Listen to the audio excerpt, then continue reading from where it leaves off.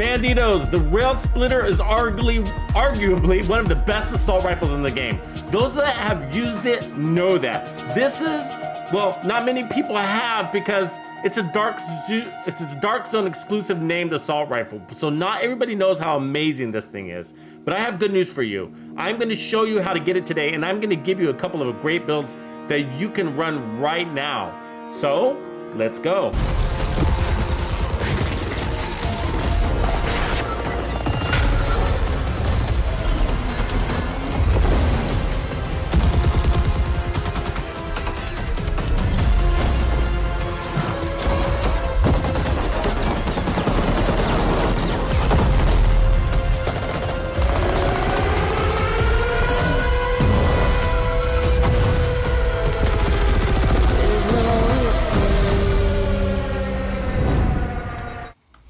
What up, Bandidos? Happy reset day. It is Tuesday, and I got a good show for you.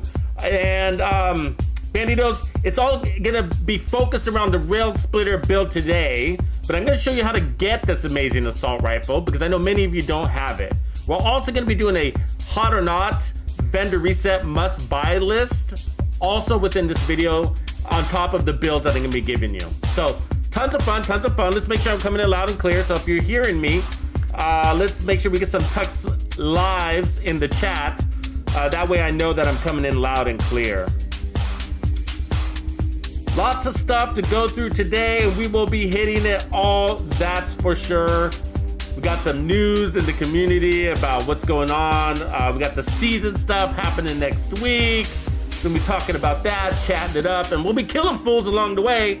So don't you worry, got some really cool builds.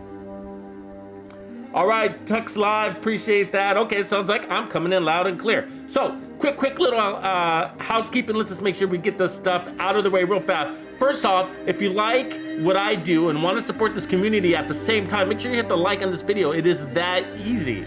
Also, subscribe if you haven't done that. The other day, I released a 434% no bleed backfire build that actually works to maintain max crit stacks and no bleed throughout the entire control point clearing session. So really cool. Link to that is in the description area. Check it. Also, members of Tux's Players Club, I recently did a members only live stream to preview the next classified build that I'm working on right now. Remember, you have to be at least a True Bandido member to access these, but it does show build details. So I invite you to check out that live stream. You can, the link to it is in the description area, but you can just go to my YouTube homepage as well. And check out the members only playlist right there at the top. Also, Hardcore Bandido members, don't forget your digital download and gamer music playlist awaits. You can find the link below or head over to the members only section on my YouTube channel, which is what I recommend you do. Also, if you want to support the cause by buying me a cup of joe, a cup of coffee, I'm cool with that. Link to that. To do that is in the description area below, and also Mr. Chatbot will be dropping links along the way. But who's in the house? Make sure you give us a shout out, say what's up. But let me see who was first today. Sick Jim coming in first. King Art, what's going on, brothers? Lou Mertz, good to see you back. Jarrell Velez, homie, what's going on, Jarrell? Renars Balduras Chubby Double, what's up? So loyal, you are so loyal, it's amazing. Black Star Racer, what's good? Giving us those hashtag Tux Clans. Also, if you're in the Tux Clan, whatever platform, make sure you bang out that hashtag Tux Clan so people know who you are. Also, if you're interested in joining the clan, we'd love to have you. We have multiple clans on all the platforms, so really looking forward to seeing that grow more. Also, in a time where the community is dying, these clans are thriving. So anyways, lots of fun. Links, you can find them on Discord. Also, you can just raise your paw here and somebody will reach out that's in a clan and get you connected with the right person. So appreciate everybody's help who does that, by the way. Sinner361, what's going on? Thank you for that Tux Live, appreciate that. What do we got here? Two Toke Lefty. Two Toke Lefty, I like it. What's going on, brother? Death Destroyer Words, who this? This is Tux. This is Tux in the live in the flesh. What's going on? Cooler than Monster. Good to see you on the stream, man. I don't think I've caught you in too many of these, but I'm glad to have you today, man. Mike G, what's going on? Sleeper. Biko in the house. Xander 600. My boys, my loyals. Quiet Doom, what's going on? Good to have you again, Mr. Gods. Good to have you as well. All right, guys. Hey, so last week, I just want to make a quick note on this, though. But last week we had a little bit of stream lag issues. That really irritates Tux, you know, because I like everything to be at the highest quality possible. So I did upgrade my internet system, so I'm now actually running 2 gigs of fiber here in my streaming room office. So and so I got backup systems, so that way I can keep these ISPs from throttling me, which was happening because we were streaming on the daily, so they thought they were cool enough to throttle me, but that's not going to happen. So it's a little overkill, but you know, reliability and high quality is what I want. So anyway, so I got backup internet, and then I can stream and play on 2 different Wi-Fis. I'm plugged into a hard line, so we're working through all those little things. But so this stream quality should be way up. I will be monitoring along the way as well, because this is the first stream with the new updated lines. So if you guys notice anything that's off or something's weird, please don't be afraid to shout it out in the chat. That would really helps me out as I'm testing new systems. All right. Okay, you guys ready to talk about the Railsplitter? Did we get that out of the way? So let's jump into it. So this is the Railsplitter. So let's take a quick look at it. It is, okay, you've heard me say this before, but this is the best gun in the game. It's my, let me start with this. It's my favorite gun in the game. All right, it really is. It was before they updated it. And so they updated it around, like, you know, when they made Gear 2.0, you know, they changed all the weapons and all the talents and all that stuff. And so this was one of the ones that went through some major changes, actually. And but it wasn't my favorite assault rifle before the changes, and it's actually my favorite assault rifle after the changes. Now, what's interesting, especially for my build style, okay, is that the talent on this thing is 50% accuracy, and so that's the only way you can get 50% accuracy at that talent level. There's no other thing that does that. You know, there's guns that give you weapon handling and reload speed and stuff like that, but this is the only one that gives you that particular talent. It's unique to this gun, okay? And so the Railsplitter is a named CTAR, so it's already actually got a really nice handling underneath it as it sits. And so if I show you the handling stats here, okay, remember I do have a striker build on, so it's lifted a little bit, and same with those RPMs, it's lifted a little bit, but the handling at the base is really good, okay? So I got this one from named item caches, and you can get yours from named item caches as well as farming this in the dark zone, but I'm also gonna show you how you can get it today. It's a very nice vendor reset that we've had today, and so I'm gonna show you which DZ vendor is actually selling this. Pretty exciting. And so I recommend, if you do not have this assault rifle, you definitely purchase this one. It is literally my favorite assault rifle. Now, you've heard me say before that, like when we only have 3 talents on the build, right? We got a talent on your weapon, a talent on your chest, and a talent on your back. Otherwise, there's no other talents. So when you lose one to something like weapon handling, you always hear me say, like, you know, I'm not a big fan of that, because then you have to sort of make up for that, right? Somewhere else on your build.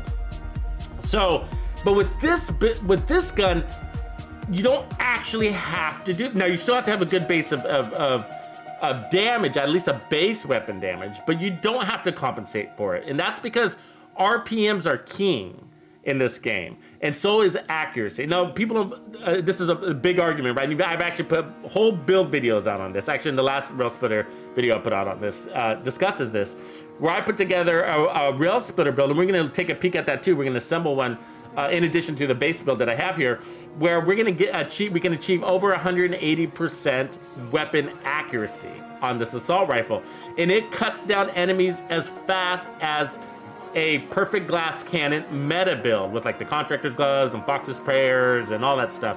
It kills just as fast. I did side-by-side kill videos, kill shots, showing that this assault rifle with weapon handling and RPMs is indistinguishable against the time to kill of the all meta build running a CTAR. So if you land more shots at a higher RPM and have a reasonable base weapon damage, the time to kill is gonna be so fast, it's gonna feel like you're running glass cannon, and I'll show you that today. Okay, but this is a beautiful build.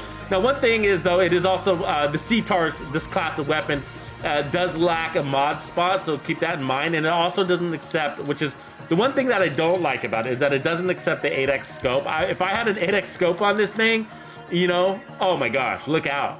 You know, get that extra 30% headshot damage, because you can land all your headshots with this thing. It's absolutely amazing. So I got crit chance mods on mine.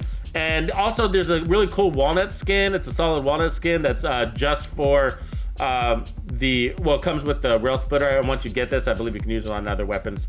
And then I got 20 more rounds. But yeah, so 1035, so that's lifted a little bit because I'm running Striker, but it's got a reasonably quick reload time. Anything under 2 seconds makes me happy. And then the handling, and it's already got high stability, and so not much recoil there. And then so what you're looking for in improvements is accuracy. So don't try to roll any stability on this thing. You won't need it. Okay, so this is the base build that we're gonna be playing with at first, but we're gonna run a couple of builds today. Okay, so definitely hang along, because the second build is gonna blow your mind.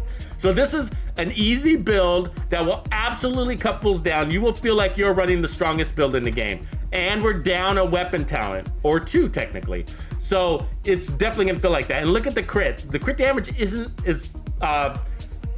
topped out, right? Like crit chance is, but crit damage, you know, there's assault rifle builds with 220. This is gonna feel like you're running 240% crit damage. That's how hard this thing is gonna hit, all right? And then so I'm running a 4-piece Striker. That's gonna give us weapon handling, 15% rate of fire. So it's making a gun that's fast, already faster, a gun that's accurate, more accurate, okay? And then we're running 4 pieces. So we got Striker's Gamble, which is giving us a bunch of amplified damage, which is the best damage in type in the game. Now your challenge will be to make sure you got enough crit chance on this, okay? So crit this thing out. You don't have to go the crit route, but this is the route that I'm going. So the chest piece is critical if you want the most power out of a Striker's build without having to go in scope or run glass cannon. Those are 2 alternates, but this is gonna lift you to 25% amplified damage, okay? And it's because the weapon is so fast, and because the weapon is so accurate, we are able to get those stacks up quickly, right? That's the Strikers allows you to get up your those stacks really fast, obviously, right? Because accuracy and rate of fire, and then the weapon is helping you with more accuracy and more rate of fire. So like, it just makes sense. It just makes sense to put the Railsplitter together with the Striker set, right? So anyways, tons of amplified damage. It's all the other pieces basically look the same, okay? And then I decided to go this route. You could definitely run it different, but this is where we're gonna start. But I ran a Grupo holster, which is cool. Actually, you probably, now that I think about it, you could probably run, let me change this real quick. Let's run this, and then actually we're probably better off here, okay? And then by doing that, we could actually drop our crit chance. So let me change that real quick. Because, yeah, that's fine. We'll just leave it at 53. And that's because the Coyote mask, we're gonna be playing in about 15 meter range. So we're gonna get 10 crit chance and 10% crit hit damage. So that's gonna push us up a little bit higher. Okay, so we'll be somewhere around 151 and over 60% crit chance. And then the backpack, I decided to go with Cheska to make sure I hit that crit number, and then we got more critted out, and then I'm running Vigilance. You could go with whatever. You could actually use a Memento, and we'll try that a little bit later too. But I just want to start with this. So let's take just a quick peek at the testing range, just for a quick demonstration, and then we'll move on.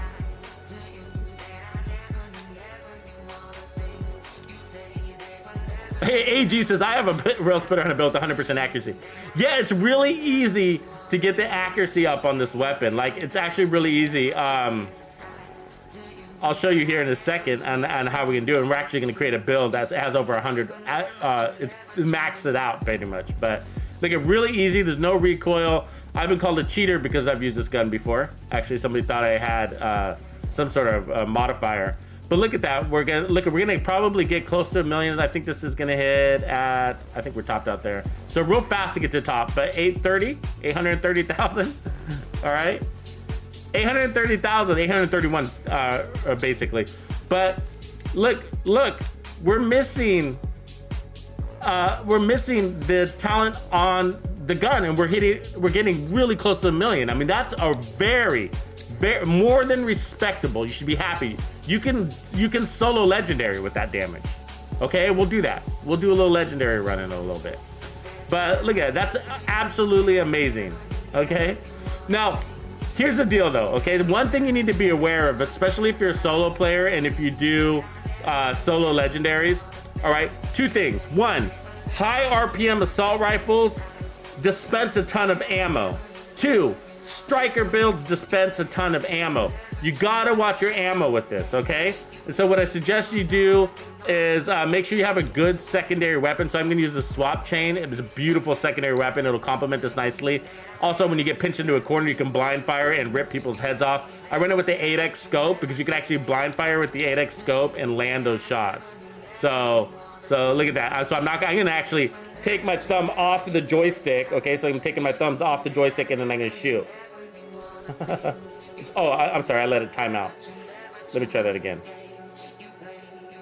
Hold on. Yeah, you only got like 5 seconds to do that. Anyways, so watch. I'm gonna adjust and then shoot. Look at that. There's no movement on that thing. You can get about a clip and a half off with that. At least one full mag.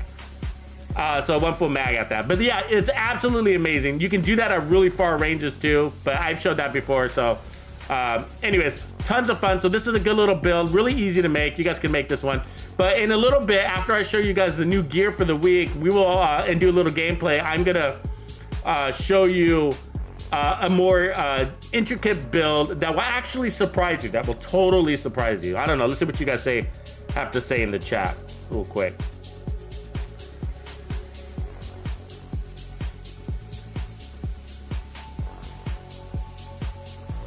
Who's joined this? Harvey Crum. What's going on, brother? Puerto Rambo. Private Ghost. What's up? Dave Sean. Dude, I am missing something. The watch gives you 50 to hazards, but then when I roll 50 to hazards in the build, let's look at the bleed from the back where isn't bleed a hazard. It is, but you got to pay attention to your bleed resistance. So when you look at your defensive stats, here, I'll pull it up on my character. That's actually a good question. So he's talking about the bleed build. You got to get it over. Not your hazard, but if you can, then awesome. But here, take a look at my character. So you see the hazard protection and then the bleed resistance. Bleed is a hazard. You're right, but you do have to make sure your bleed resistance specifically says over 95%, and then you'll get it. So yeah, your watch is going to contribute. I think the watch gives you 10 hazard protection, 10% hazard protection. See? So you see right there, it says 10% hazard protection. That's just for my watch. So that's just naturally I'm running around with that every day. So, and then the rest is it has to come from your build. So the build that I put out, I had 60% bleed resistance on the build, and then 35% bleed resistance was coming through the 2 skill tiers via the booster hive. So that's how I had that set up. Hopefully that helps you out a little bit. Sorry, Jay Morris, you're running out of build space. Welcome to Tux World, man. I mean, look at my stash is full. My characters are full. I mean, I only got a couple of open slots. Yeah, man, sorry to do that to you. But, you know, also we got, you know, new content just around the corner, man. You know, it could be early as May and June, you know, as late as the summer, but it's right there. And then next week on Tuesday, we got the new season coming, right, guys? So it's not going to show up anywhere here, I don't believe yet. I don't think they've made any updates yet, but next week on Tuesday, okay, we're gonna have what they're calling season 8, and I'm calling it season 2.3 because it's the 3rd time we're gonna run season 2. So they're calling it season 8, but it's better than nothing. That's the way I look at it. So I'm glad to have it because now what I'm gonna be doing for you guys, starting on Tuesday, I'm gonna be doing daily coverage of season 8. So I'm gonna show you how to rip through the rewards track as fast as possible. I'm gonna show you how to level up your character extremely quickly. I'm gonna create custom builds and challenges for each of the leagues and global events. And so we're gonna be doing daily coverage. So what I invite you to do is to follow me on Twitch as well as YouTube, of course, on a daily basis. So make sure you subscribe and hit those notifications, but also on Twitch, because I am now doing live streams on Twitch. Right now I'm doing it on Wednesdays and Fridays, but I'm doing different content on Twitch. So it's not repeat content. So I'm not gonna go there and do the same Railsplitter build, if you know what I mean. So it's different content on Twitch, but all Division 2 stuff. So anyways, catch me on that side as well, guys, if you can. Also, I wanna get it as big as we do here on YouTube. So, what up, Daryl Luck? What's up, Rick Ross? Rick Ross. Good name. Good name. You like the new setup on the screen, Tesla? I appreciate that, man. Yeah. Aesthetics, man, they go a long ways, right? But you're not late to the party, Randy Savage. We're just getting rolling, bro. Good time. You're just showing up. Good. So, okay, also, just a quick reminder, if you do have a question for me and you want me to answer it, we do get a lot of comments, so make sure you hit up that, give me a capital Q or the word question, and then we'll get going. Okay, so let's do a quick, a hot or not list. So I'm gonna give you recommended buys for the week, and the reason why this is important is because I also use this time on Tuesdays to give you guys some really good build ideas. All right, and so so we're gonna do this quickly. Okay, we're gonna skip over the junk and just kind of hit on the highlights, all right? So the thing that's really worth looking at here at the main vendor is actually the sacrifice. It's not the best one in the world, but if you don't have perfect glass cannon for a skill build, this is the one. You should need to get this one. So if you don't have one for a skill build, get this one. At least it has skill haste. And armor regen is a really nice thing to have on the skill build. You could actually run this with the slaughter build, and there's a link to my slaughter build in the video description here. You could also run this with perfect blend. I'd rather have skill damage there instead of skill haste, but at least it's got skill haste, all right? And then when you do is just take that weapon damage core and then re-roll that into a skill tier. So definitely buy this if you don't have a sacrifice for a skill build yet. And so the perfect glass cannon and the rest of this stuff is pretty much crap. The Sokolov is okay. Actually, for the no bleed backfire build that I just put out, you can actually get a 3% higher crit damage if you run 2 pieces of Sokolov and 1 Grupo, okay? Instead of doing a Cheska and Grupo and then go 3 improvise. So you just have to farm the right pieces. They all have to look like this, actually. Crit damage, Hasbro, weapon damage, and then you could roll the talent on this to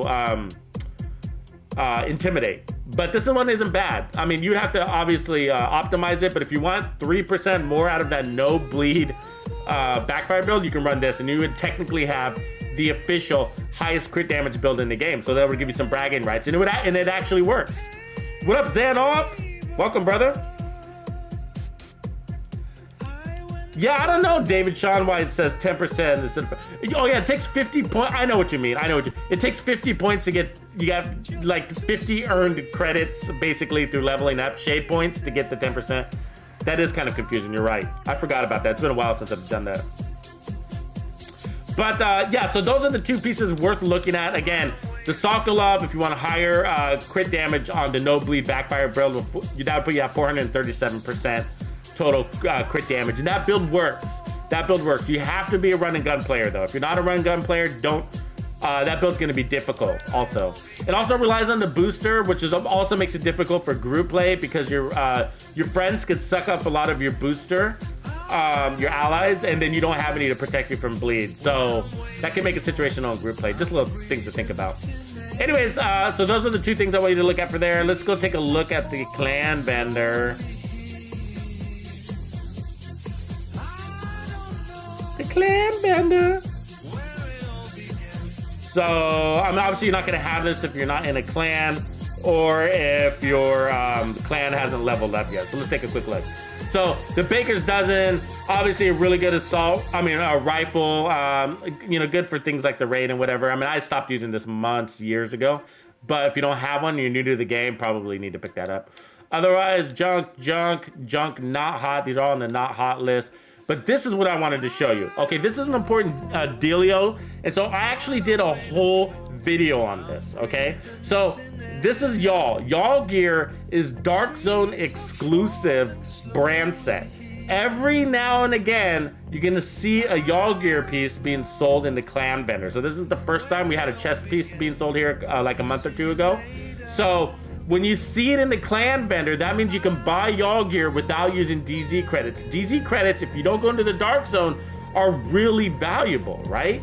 So if you're in the Dark Zone every day, then they're not so valuable. But if you don't go into the Dark Zone, DZ credits are valuable. And but this is a way you can have unlimited Y'all gear. So you need unlimited Y'all gear. You do. You need to make sure you have good Y'all gear for all of your pieces for, maximum disrupt builds or no bleed builds or whatever, right? Tank builds. So they're really good. So what you do, what I invite you, so this isn't a very good piece. I mean, you could make something out of it, but I don't really see anything here. But what you want to do is buy as many of these as possible, okay? So you're gonna buy as many as possible. Then what you're gonna do is take those masks and you're gonna deconstruct them, okay? Deconstruct them. I might be full on my components, but we'll see. All right, what do you see at the top there? Y'all Gear synthetic penna, right? You get Y'all Gear components. Then what you could go do is craft, go to the crafting station and just craft your little heart out, right? You could go craft, I'll just show you here, you could craft Y'all Gear chest pieces, right? You can craft, I'm not gonna actually craft, but you can craft those, right? You see the little components? I have 13 of them, right? The little y'all, the little yellow dot there at the top. This says I have 13, it takes 5. So buy a shitload of those masks, deconstruct them, and fill up your Y'all Gear synthetic penna, your Y'all Gear components, all right? And then you make sure, and then go around and get really good, I'd say, especially chest pieces, and I can't remember if there's backpacks or not. So definitely get chest pieces. Masks aren't that important because you got the Hollow Man mask, but you could definitely, if you're not into health damage, then go for masks. Anyways, wherever you can craft y'all pieces, just make sure you have a good set. Now, I don't use y'all typically for like the gloves or the holster or the knee pads, and that's because I tend, if I'm doing a hazard build, I can just use my improvised gear.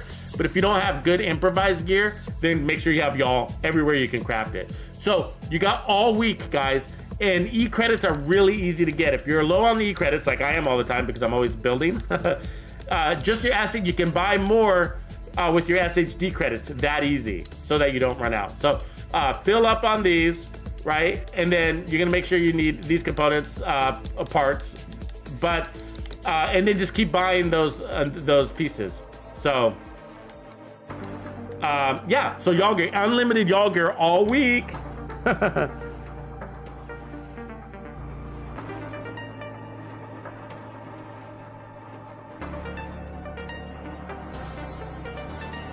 John Williams says the Railsplitter on a headshot build, sweet close range gun, running back up with a rifle or sniper, Tux Clan, Maestro. All right, John Williams, I agree, man. Like, I use, like, actually this weapon would be a really good dark zone weapon too. If you just think about it, like landing all of those headshots in the DZ, as long as the rest of your build panned out, I mean, you could just cut people in half. Anybody use this in the dark zone? Oops, I'm the wrong guy. Let me know. Okay, here we are at the theater settlement, and Sokolov is junk. This KSG shotgun isn't bad. I actually like the KSG shotgun with pummel. It's got a big advantage. Now, my favorite shotgun is the MS or the M870, right, with pummel. But the KSG shotgun has 12 in the mag, where the M870 only has 5. So that's quite a big difference. You're gonna get a little drop in damage, but not a lot. And all those extra mags are gonna make up for it. But what this does is it makes it more forgiving for you to miss a shot or two, which happens all the time, where you kind of clip an enemy or whatever, and the KSG makes it more forgiving because you have all those extra mags, rounds in the mag, which means that you're gonna be in that reload situation less often. So if you want to try the KSG shotgun, I mean, this one's not God roll. I would buy this one and then re-roll that attribute to damage the targets out of cover and give this a roll and see what you think. You're not missing that much damage. You know, you can totally get away with the shotgun that's half rolled like this, by the way. You can, trust me, I do it all the time. So none of this other stuff is that good. I mean, these Richters are okay, but I don't know, not really gonna make the hot list. So nothing there technically makes the hot list, so those are not hot items. So let's take a look at the other deal here. James Eaton, what's good? Darth G, hello. Well, hello, Darth G, hello. But yeah, having a lot of fun, guys. Also, it's a really good map. You should take a look at today. This is a good farming day. You know, I don't know about you, but I can be farming. We got Cheska in Foggy Bottom. We got, I think it's knee pads in Constitution Hall. I think Potomac Park. Let's take a quick look at that before we look at this gear. But yeah, it's a good farming day, so I'm gonna be definitely farming today. So Cheska, oh yeah. And then we got Badger, which I like farming Badger, like good Badger chest pieces and backpacks are good. Especially if you're not going to go the crit route, then Badger becomes really important. Cheska, pistols, knee pads, and chest pieces. That's what. This is a great area to farm. The reason why is because you can fast travel here, quickly jog there, fast travel here, quickly jog there. I mean, they're like really short jogs, and so that cuts down on your farming time, right? And then you can reset the map, fast travel while it's resetting to the safe house, a short jog back here, and then fast travel there, and then short jog there, and you just keep repeating that. And chest pieces are really good to farm in this game, right? Oh, I'm sorry, I should show you the bigger picture.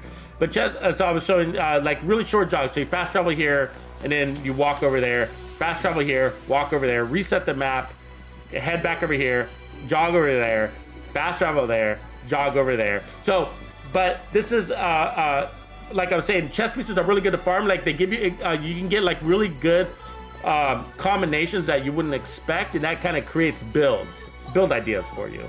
So anyway, so I love farming backpack and chests. So when I see those in a good area in the open world, that makes me happy. I prefer to farm in the open world than missions in the summit. Knee pads aren't bad. You can get yourself a good Fox's Prayers here, Sawyer's knee pads, Ninja Bike knee pads, but yeah, Fox's Prayer is good here. And then yeah, Cheska and Badger. That's what I was gonna say.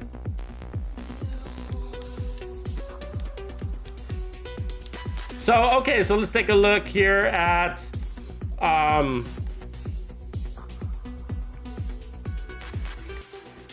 we are at the campus, so I'm not sure there's anything good here. So let's see, we got the Night Watcher, which is junk. Hunter M45. I actually like the sniper, but it's junk. This Wyvern, I'm gonna buy this. I recommend you buy this too. What's up, Kyle Ken? What up, 1930? What's going on, brother? Welcome to the chat. Welcome to the stream. Hey, so this Wyvern is really good. I mean, so it's not God rolled out or whatever, but nice crit chance, nice crit damage. So I'm gonna buy this item myself, actually. But this would make a good like capacitor hybrid skill damage build. Like if you run it with turrets and a drone, you can get really high crits. And if you look at the capacitor itself, like it, oops, excuse me, Teresa, you can say, excuse me, hello. You got a problem walking around with your pistol? Damn. Bumping into me and shit? Damn, who does she think she is? Okay, so if you look at this, like if we mod it out, it comes with 10% crit chance and 30% crit damage. That's a lot of crit damage, right? So a really, really good assault rifle for hybrids. So the devs are promoting a hybrid build with this, right? They're saying, we're gonna give you so much crit damage, it's gonna be hard to refuse, right? And so it's also gonna get powered up from each skill tier. So that's why that mask that I just bought, oops, let me take a look. Actually, let's go back to the vendor. This mask goes really well. It's perfect. It's a perfect match for that assault rifle. So crit chance, crit damage. So I'm gonna probably end up optimizing one of those, and then the skill tier is gonna power up the capacitor. So I'll probably optimize one, re-roll the other. You probably get away with leaving it at 4.4 crit chance. Probably just leave that, and then I'd optimize the crit damage all the way so I can max that out. But yeah, and just get all your other pieces to look just like this, and you can have a really high crit damage build. So if you get somewhere like 130, 120% with the capacitor, it's gonna be like really strong with crit damage, I mean. So max out your crit chance and get your crit damage to like 130%, and you're gonna absolutely shred with that thing. Okay, let's take a look at the DZ West vendor. So a couple of vendors to get through, and then we will start cutting fools in half with the Railsplitter, if you guys are interested in doing that. But also, if you're just joining the stream, make sure you hit that like and subscribe if you haven't done that. That really helps me. It also helps the community, you know, keep the dream alive. So let's see here. Okay. And then also we'll be, just a reminder, we will be creating a second Railsplitter build on the fly, because I want to show you some stuff. So the Everlasting Gaze is perfect perpetuation. It's kind of a shitty one, so not really worth spending your DZ credits on unless you absolutely have to have it, but you don't. It's actually not that great even on your CC builds, but that's what it's designed for. Anyways, the tactical, no. So nothing else here is really going to be worth buying. So we're just going to skip through this crap. I mean, unless you got so many DZ credits, you don't know where to spend them. I mean, maybe the golden knee pads. I mean, maybe, I don't know, not even those. But, all right, I think DZ South is where we want to be. So let's take a look at DZ South. Manda salve Brazil. What's going on, Brazil? Anderson Santos, welcome. Thank you for hitting the like. Appreciate that. AP Sing Gaming, what's going on, man? Welcome to the stream. And Ghost Face Killer. Ghost Face Killer. All right, guys. I think this is what you've been waiting for. Check that out. The Railsplitter is for sale all week in DZ South Vendor. Isn't that awesome? Isn't that awesome? So, wow. What can I say? So, I say buy it. If you don't have this thing, buy it. That's what I gotta say. So it's not like perfectly godroll, but trust me, it is worth the optimization. So this is what I suggest you do. Buy it. It's 152 DZ credits. So if you don't have any DZ credits, and go do that. It's gonna take you 3-4 hours to get that many credits. So basically, just go into Dark Zone, deconstruct everything, and then extract your DZ credits. That's basically how that works. And so, and not many people hijack your DZ credits, but if you're not a big Dark Zone player, then just find your preferred server, I guess. But anyways, attributes. So just buy it. Once you do, reroll that headshot damage to damage the targets out of cover, just like how I have it, and then optimize the rest out. Okay, that's all you need to do. That's my recommendation. The way to go. So yeah. So this gun, trust me, you want this gun. Trust me, you want it. You'll see in the gameplay footage today. It'll be live gameplay footage. You want this gun. You want it. I'm gonna say it one more time. You want this gun. Actually, you want this gun. You want it. I'm hypnotizing you. You want this gun. If you've never used this gun, then I get it. You don't understand. But like, if you've seen like the recently where I put out that the CTAR killer build running Striker, it was one of the golden build series or the Meta Millionaire series, but I just put one solid gold builds. Do you remember that live stream I just did last week? Anyways, that featured the CTAR with killer, which is a version of this. So otherwise, this other stuff is basically junk. I mean, I wouldn't spend any money on this unless, again, that Eclipse protocol, you could put together something with that if you have resources to burn through. But so check that out. Otherwise, let's take a look at DZ East and see what we got going on there.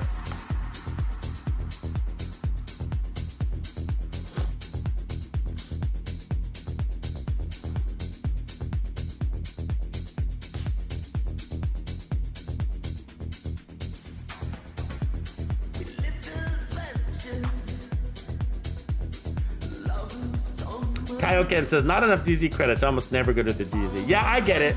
A lot of people don't, but this is the time to sneak in there and pull some DZ credits. I mean, it's gonna take you probably, I don't know, probably 3 hours on average if you just go from landmark to landmark to get that many. Pulling out 25, 50 at a time, something like that. I can't remember what the limit is, and then fill up your backpack, get them out. But the Black Friday, and actually I have a couple of these and I haven't actually used it. Has anybody used the Black Friday? Let me know. Is it good? Do you have fun with it? So it comes with, this is again the Dark Zone exclusive, and it comes with perfectly unhinged. It grants you 22% weapon damage at the cost of 25% stability and accuracy. See, that to me sounds like that hurts. Does that sound like it hurts to you? So like, I mean, LMGs already suck on the handling department, and this one's taking more handling away from you at the by giving you more weapon damage. It just doesn't sound worth it. You know what I mean? I guess you can run. I guess you can run. What is it called? Braced? Yeah, you can run braced, but that's basically taking more than half of braced away from you. And then it's like, what's the point? Why am I running brace to take a weapon that's only giving me 22% weapon damage when you can put something like Obliterate, which is gonna give you 25% weapon damage just on stacks or on crits, right? So, I mean, I guess if you don't want to crit, you know, I don't know. It's just, I'm wondering, is this, okay, Xander's saying it's a novelty gun. That's what Xander's saying. What do you guys think? I mean, I don't know. Do you paying? Yes, I got a deflector build. This is the build. Let me grab that for you. Actually, it's been a while since I pulled it up, so it's gonna take a second. But the deflector build that I have, I think you should recommend. It's a lot of fun. Now I have more than one, just so you know. But the one that I really like, it's called the Captain America build, and it's a lot of fun.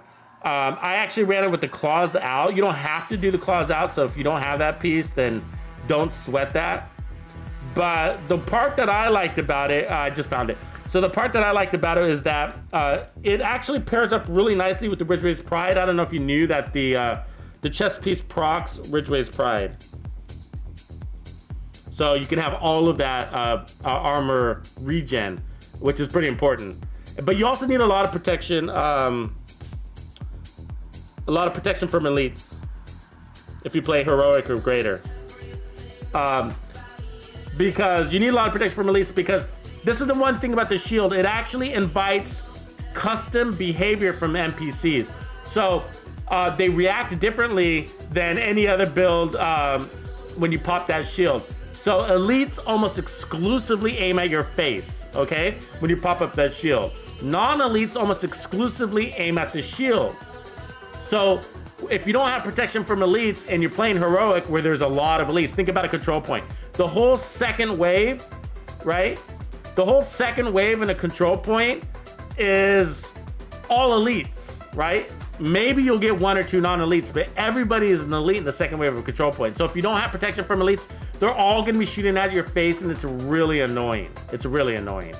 So that will get you killed really fast if you don't have protection from elites and you run a deflector shield, which is why nobody runs a deflector shield. Because it's that sort of like understanding that you have to have with the deflector. Otherwise, when you're legendary, you don't get as many elites. However, when you do get an elite, it really hurts, like a Chunga, because they're gonna be putting that Gatling, their minigun, right at your face, right? And so that really hurts. So although there's not as many elites, you still need protection from elites for legendary too. But it does work for legendary. I really like it better for heroic content because it's more of a run and gun gameplay style. And if you're gonna go legendary, you're probably better off with this more sturdier shield. It's not as sturdy as other shields. However, I did run both versions, that Captain America shield build, and I also run another one where I use Foundry Bulwark, which is also another way to go. But yeah, so anyways, give that one a whirl, man. You'll have fun. It's a lot of fun. It's actually been a while since I've run it, but if I were to run it today, that would probably be the one that I go to. So okay, so otherwise, you know, it's a Black Friday. You know, I have mixed feelings. I'm really not going to put this on the hot list. If you don't have it and you want to try it and you got a lot of DZ credits, then go for it. But not as good as the Railsplitter. I don't know anybody that's used this. I got 2 of them. I've yet to, you know, it just doesn't sound attractive. So, you know, there's nothing really else in here. But anyway, so I'm not going to head over to New York. I don't think it's worth it. Let me switch this over. I don't think there's much over there going on over there, unless you guys really want to go over to New York. But I want to jump into some build stuff and see what this build has to offer. So let's jog on over. I'll give you guys, because I know a lot of people just jumped into the live stream. Again, a reminder, hit that like, hit that like, hit that like. That supports me and the community. So that really helps this video gain some traction. Also, subscribe if you haven't. And then what I'll do is show you guys the build real quick, because I know some of you popped in a little late and missed the build overview. Again, we're gonna create multiple builds for this thing. So turn up the game. Let me know if the game sounds a little too strong. Making sure this is on pause. Hold on. Okay. I usually find the snitch here too. We are going to be looking for the snitch because tonight we will have the Cassie Mendoza vendor reset. But Okay, so here's the build. Again, this is a rounded Railsplitter, okay? So I got this thing critted out for now. And then the strength of this weapon is gonna be focused on the RPMs and accuracy. So it's all about hitting a lot of shots and landing a lot of those shots at a high RPM, okay? That's the point of this build. And you will find if you do that, it will feel like you are wearing the strongest build in the game. Okay, and we're gonna go through a couple of iterations and modify things. But for the chest piece, for the mask, I decided to go with the coyotes for that crit chance variable and crit damage. So as you can see, I got 53% crit chance. You want to kind of play on the downside with an assault rifle, so it'd be ideal if this was at 49%. That's the best place to be. And then crit hit damage, we're at 141 with 75% headshot damage. And then I got 10% armor on kill, which is great for a build that kills really fast. Okay, so this is gonna be a hold it down kind of build. So what I recommend you do is find your comfy piece of cover and just hold it down, okay? And so anyways, coyote mask there. Now for the backpack, I decided to go with Cheska with vigilance. That way it'll increase our burst damage even more. So if we can dispense our whole mag in only a couple of seconds on an enemy, and then maybe we take damage and then we lose some of vigilance, but it doesn't matter because we had squirted out so much damage that, you know, we're good to go. So let's see here. And then let's look at the chest piece. So the chest is giving us, we're running 4 pieces of striker. So again, weapon handling, rate of fire, striker's gamble. This is gonna give us 25% amplified damage. So that's a lot.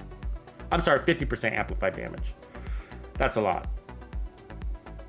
So yeah, 50% amplified damage is really good to have on a build. And because we have high RPMs and we're landing bullets, most of our shots, then that's going to ramp up pretty quickly. And then I got some armor and crit damage here. So,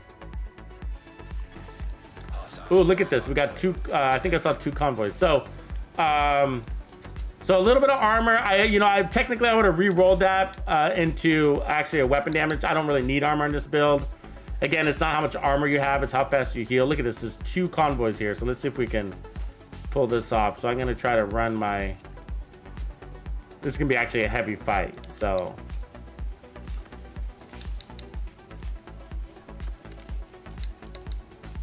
I like to hold it down here.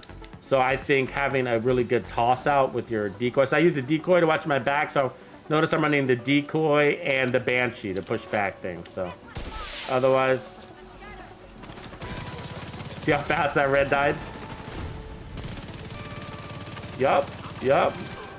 Remember, this has got accuracy, so there's no damage talent.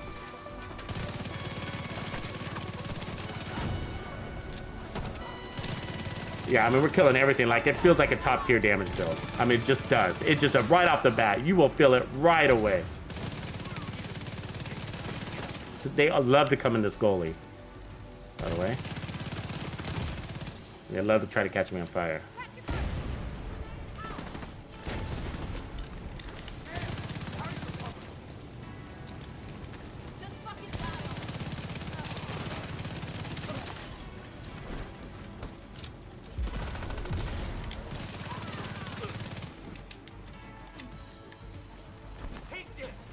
So you got to move a little bit, but you'll get the job done, I promise.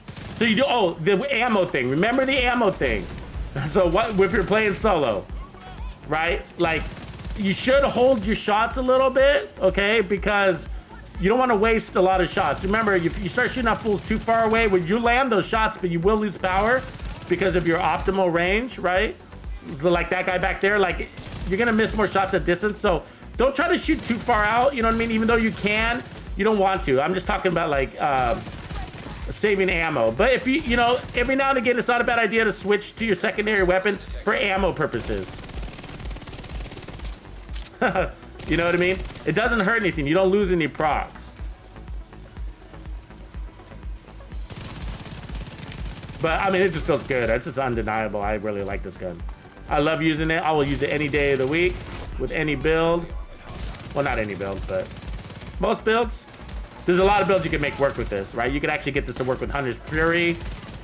Striker obviously makes a lot of sense for a lot of ARs. Ooh, got me right as I fucking walked in there. Serious trauma detected. healed that up. Hey, don't come with me. Oh, man. The Grenadier always gives me a hard time, right? I hate this. It's that splash damage, right? It's like the splash damage from those grenades are really hard. So anyways, yeah. So play smarter about the ammo thing. I think that's the only thing. Yeah, Silverback, I'm with you, man. Like, the C-Tar is already, like, a beast. I mean, it's a disaster for enemies. Like, it's just gonna cut them in half. But I have a, so that's why I like, I love RPMs in this game. I feel like RPMs is king, right? I mean, you can run and gun because you kill so fast, but I'm just kind of squishy, so that's the reason why I'm not.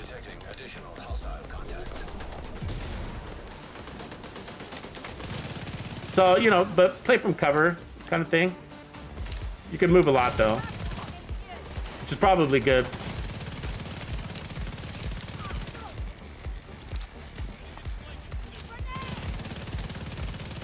You see what I'm saying? I mean, it just feels like I'm wearing glass cannon.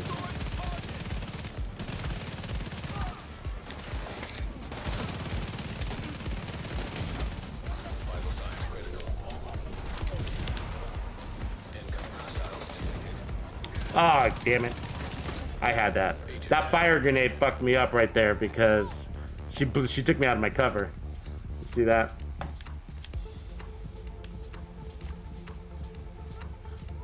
But a ton of fun, yeah. So I'm playing pretty aggressive, you know, probably, you know, oh God, of course they catch him on fire. Come on. See what I'm saying? Every time you guys saw this last week, I was like, come on, this guy, give me up, man. Just do your job. Watch, they're gonna punch him, watch. Oh God, he got through, he pulled it off. They almost disrupted that, so. You know, if he just gets disrupted, he won't come back and save you, right? There's a lot of people coming. We got it's gonna be a big fight actually. Because we got, come on lady, get up. There, I killed her by her wrist. Oh really? You can get me from over there? So what's also really cool is that you feel like you're basically, you know, the enemies have like really good accuracy and stuff like that, right? And so this sort of puts you on par with them. Have you ever noticed that? I mean, their accuracy is just like, whoa.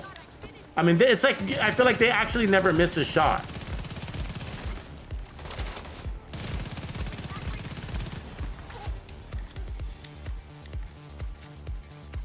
Anyways, we're looking good on ammo. That's probably because we went down. Believe it or not, you know what I mean? Like going down probably allowed me to regenerate ammo. That's armor and gunner. Remember, the only armor on kill we have is from gunner, and that's actually enough for this build. Like, I don't think you need more than 10% armor on kill.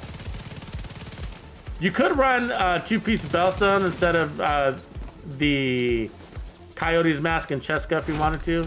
Could go that route.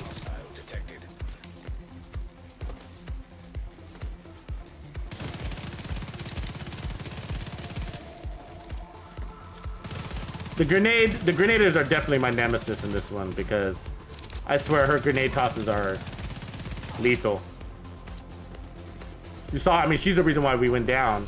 It's because she threw it in my cover, got me out of cover. But her grenades follow. You know how, you ever get irritated by like the Black Tusk Grenader because his grenades follow you? Well, she's got the same mechanic. Her grenades follow you too. Yeah, so you can definitely move fast. This one, no doubt. Play for cover to cover. There it is, ladies and gents. There it is! It's easy. If it looked easy, it is. The gun does all the work. I'm telling you, I'm not doing anything there. I'm not. It's the gun. It did all the work. Let me collect this gear real quick and then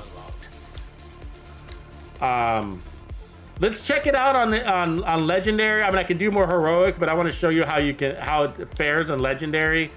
The only challenge I will say will be the ammo situation on legendary. Because the enemies are more squirmy, you're gonna miss a lot more shots.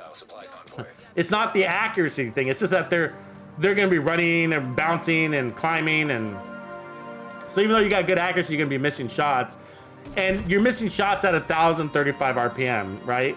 So the reason why this build works, okay, so you're like, well, Tux, you don't have that much stuff. So we have up to 165 crit damage, okay? That's not a lot, right? But we got 50% amplified damage, okay? So that's great. That's great. But what it really is the 1,035 RPMs and the landing the shots. So we're landing more shots, but we're shoving all of that damage at 1,035 RPMs, right? Each one of those bullets, that amplified damage and that crit damage, just like so many rounds are going to that enemy. It's the definition of DPS. This gun, and that's why it's so powerful. It is the definition of DPS. RPMs are king in this game. You know, I realize that there's the bigger, it's slower. I mean, the harder hitting, slower weapons like, you know, like the G35 or whatever, you know, one of those assault rifles. But you miss so many shots and they're slower, you know, that I feel like you can actually kill faster with the CTAR than any of those other weapons. I mean, we can try to do a head-to-head test on those if you want. Okay, so I got ammo. Let me travel to a safe house real quick so I get some armor kits, and then we'll head over to it and check out how this gun does in the legendary. But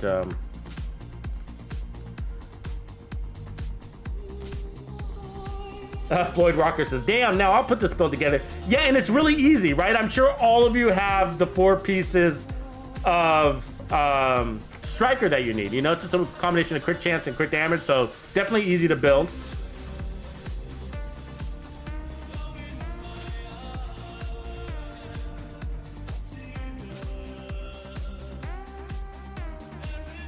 Okay, so I'm just going in here to get some armor kits, but let me clear this stuff out so I can grab stuff on the fly. I've been getting a lot of skill damage on Sokolov pieces lately.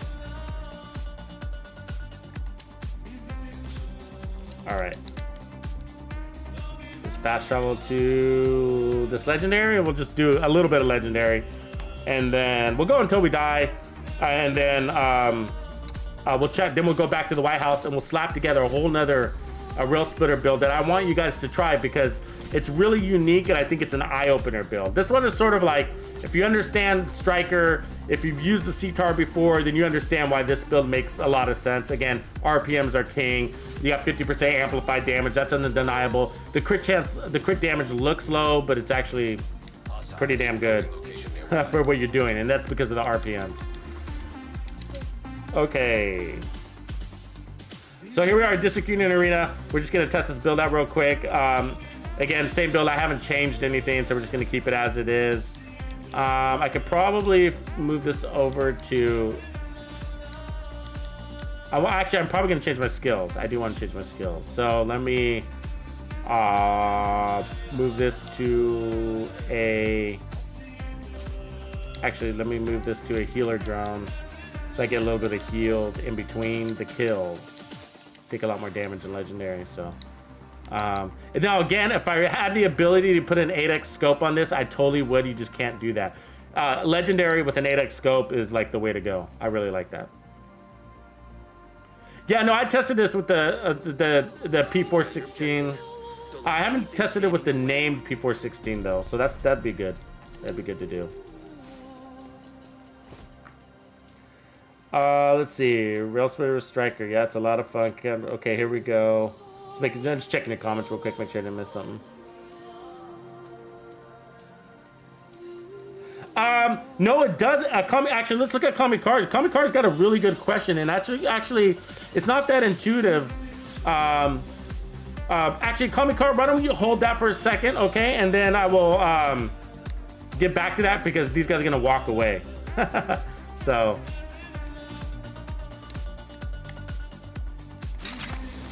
So, the only thing, now if you're gonna get hit by a grenade, it's gonna happen in the first minute, so watch your grenades. After that, the grenaders are gonna start running around like crazy guys, so watch your grenades up front. And then, otherwise the grenaders do calm down after that. And then otherwise, you do wanna get rid of the tanks because, oh, the tanks are grenaders too, that's annoying. Because they're the only ones that can actually flank you. The tanks are the only one that can flank you. So that's your DPS check, are the tanks. See that? Look at that. Look at that. So let's, here's the elite one. The non-elite one. Look at that. I mean, that's like glass cannon. That's like glass cannon, if not better. It feels like glass cannon, you know? Tried to heal that tank. I need to blow it before he heals it. So again, you gotta watch your ammo though. That's the trick. And so because you're not moving a lot in Legendary, it's even harder on the ammo situation. And they also play in deeper, which is again also making it harder.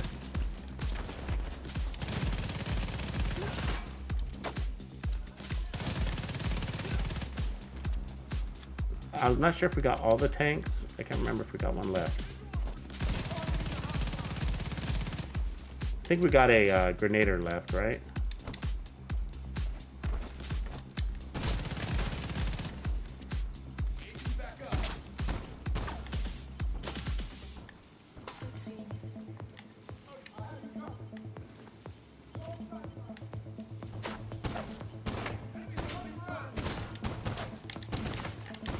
I'm being risky, by the way.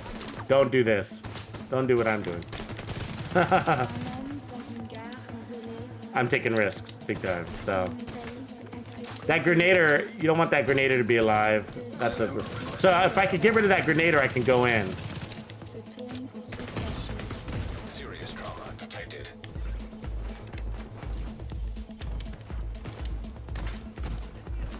But they're so squirmy, these guys, you know what I mean? And that's why you can miss, you gotta be careful. Because you miss so many shots because they're always moving like that.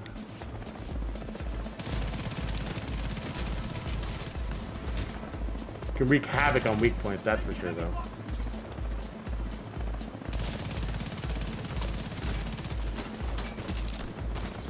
You could also run this with negotiators. That would definitely be sure. We should try that actually. That would probably cut fools up in here.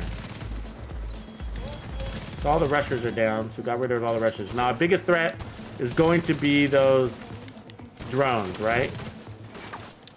So we got to get to those drone operators. But look at our ammo. So we are in a dangerous position on the ammo. So hopefully this guy drops some for us. Ah, I missed all those shots. Yeah, I think he did.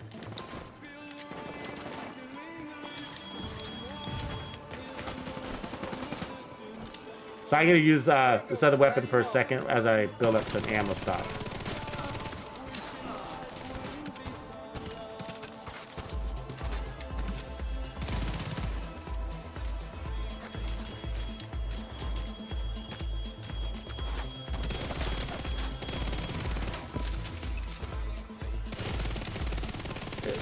That's why it's nice to have a nice little shredding secondary weapon like this, right? That's for sure.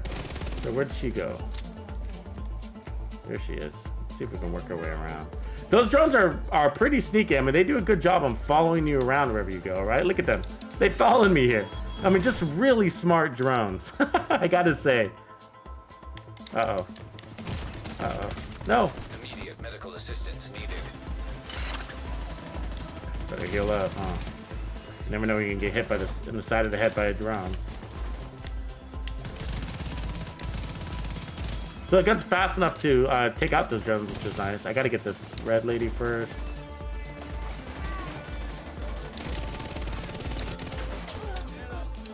Run back over here.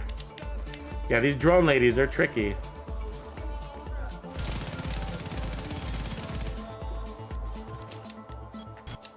Look at them, they're gonna follow me, watch. Smart little drones.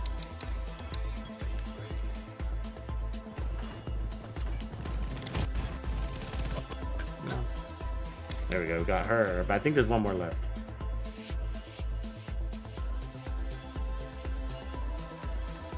She might hide from me all the way in the back. So I was trying to get out, yeah, okay, so we blew up her backpack, so she's done. So she's still alive, or she's not gonna throw any drones, so. Let me see if I can get in closer to get her with the... All right, so that's all our drones. So that's the hardest part. So from here, your survival is just about patience. Like, don't push it. Like, you got the chungas and the snipers, so it's pretty easy.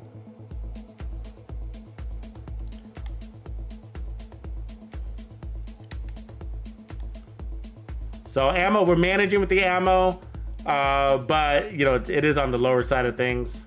So what I'm gonna do is kind of hold until they get it a little bit closer, and then spring my trap.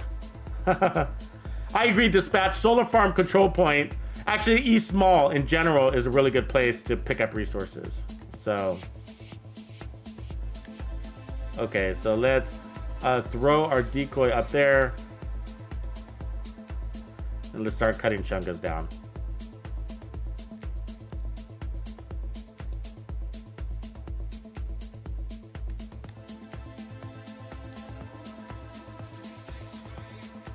So yeah, this would definitely work also really well with the negotiators build.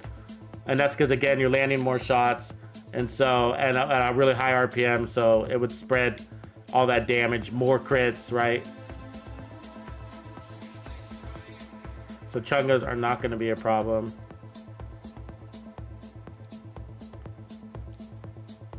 Easy build. Makes the game feel easy.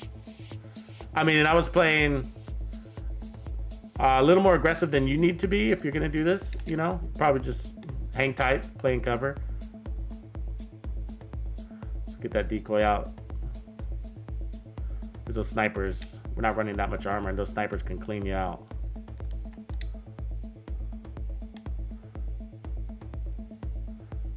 But you know me, I like running, testing all my builds here. But yeah, this is one of those builds, like when you run it for the first time, you're like, yeah, I know it's gonna work.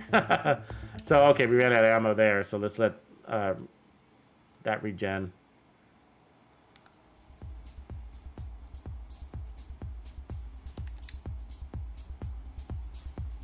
We can push up too.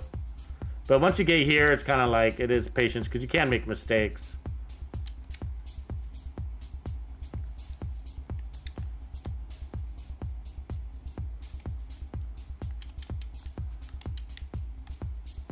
But I'm also going after that ammo.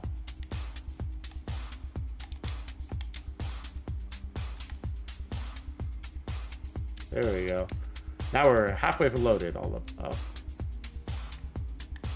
There's somebody behind me, isn't there? There is. There we go. Ladies and gents. Banditos. We did it. We did it. That wasn't that hard, really. I mean, I've had harder builds, trust me. But that's what's cool, you know, about assault rifle. Assault rifles really, in general, here's the another look at the build. But assault rifles in general are really good because they have that health damage, right? And so health damage is really good against the Tusk because it's really good against chungas, and it's really good against the dogs, the warhounds, the tanks, weak points. That health damage really helps. So, and that is multiplicative damage. Same with damage to targets out of cover. So we got a lot of multiplicative damage on this build, just through the assault rifle. Any assault rifle will provide that. And then we got perfectly accurate on a weapon that's already accurate on 1,035 RPMs. Now we can continue to go through, but I actually rather go back to the White House and slap together another build. I think you would benefit more from that. You guys have all seen me solo legendary, so it's not that exciting. But we'll get back in here. But speed kills. Thank you for upgrading to True Bandido Member level. Woo woo. Appreciate that, man. That actually really helps me, and I appreciate you for supporting me in the community. I really do. Also, I'll drop a couple links for you and all those that have recently joined Tux's Players Club. That is the place to be.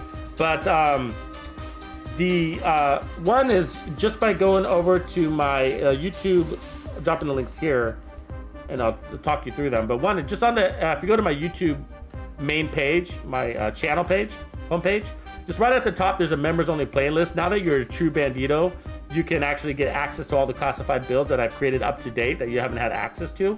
So check those out when you get a sec. And then also, head over to Discord if you're not. We do have a members only area on Discord as well. And we have Pimp My Builds, and we create challenges. Those challenges that I run, we're creating those in there a lot of the Players Club members participate in helping me create those. So really helpful. I appreciate all of you guys that participate in that activity. And then if if I didn't already say, I can't remember, but Pimp My Build, we also have that inside there. So if you got a build you want me to take a look at and say, hey Tux, can you make, what would you do with this build? What kind of special sauce would you pour all over it? And so, yeah, so I can pimp your builds, and if I see that it's a build that the whole community would benefit from, then I'll actually do a live stream around that. I'm working on a couple of them right now, actually. So, appreciate you, Sean. Thanks for mentioning the new screen layout. Yeah, so I got new screen layouts, but also hopefully the quality. So I did a lot of quality updates over the last couple of days, right? So last week I was coming to some ISP throttling issues, and it really slowed down the quality of my streams, and that was really upsetting to me. You know me, like, just like my builds, I like very reliable builds, and so I want my internet to be reliable too. And I pay a lot of money to these ISPs for them to be throttling me, and I have the strongest internet in town is really annoying. You know what I mean? You can't be any geek off the street. Gotta be handy with the steel, if you know what I mean.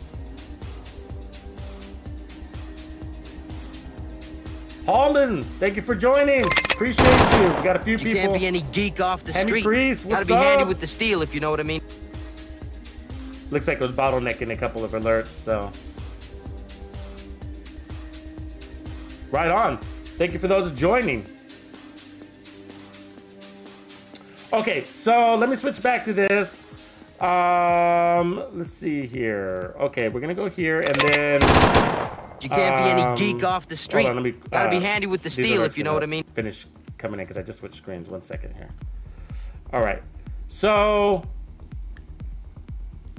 what are we gonna do? Oh yeah. So okay. So this is the build that we just ran, right? So what I want to do is I want to take away. Oops, I'm sorry. I went to the same page.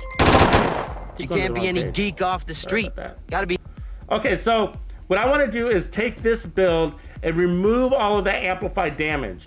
And you just saw how fast it killed, right? And so what I'm gonna do is go really high on the handling, and we're still gonna have damage on the build, but I'm gonna show you that it's like this thing, it's like the gun is doing so much for you. I think that's basically what it proves out, but also the fact that landing more shots and a high RPM, that combo means a lot in this game. And I ran the side-by-side build with this, and we'll do that too. I'll switch over to a build where I'm running like the meta, basically, you know, the old school meta. I'll run that, and then I'll show you that, like, hey, look, can you tell the difference between the two builds and which one was killing more? So let's see here. And so we're gonna put on that, and then we're still gonna run strikers because I want that weapon handling. And so we'll do that. Actually, we could do differently. We could also run, let me see if I run this, and then actually I can run 2 pieces Overlord, because that Overlord is not right. 2 pieces Overlord gives you more accuracy. You see that accuracy there? Actually, if you can run 3 pieces Overlord and get more accuracies. Let me see if I got some accuracy Overlord gloves. And so I'm gonna go all in on accuracy. So actually we might already be there. Let me, so I can take off the crits, and then I'm gonna move, put on 10% accuracy. And then I'm gonna put on another 10% accuracy. You're like, Tux, that's crazy. I know. I'm a nutcase. I've run this build, and so I'm confident in it. Like, I've run this high accuracy build, and it's like, and it feels like I'm running glass cannon. You know what I mean? Like, let's see where we are.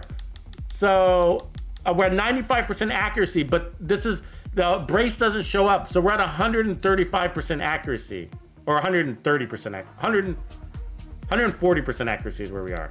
Brace doesn't show up, so that's 140. So we can get more accuracy. So let's get some Overlord gloves in here, and that's gonna do a lot for us.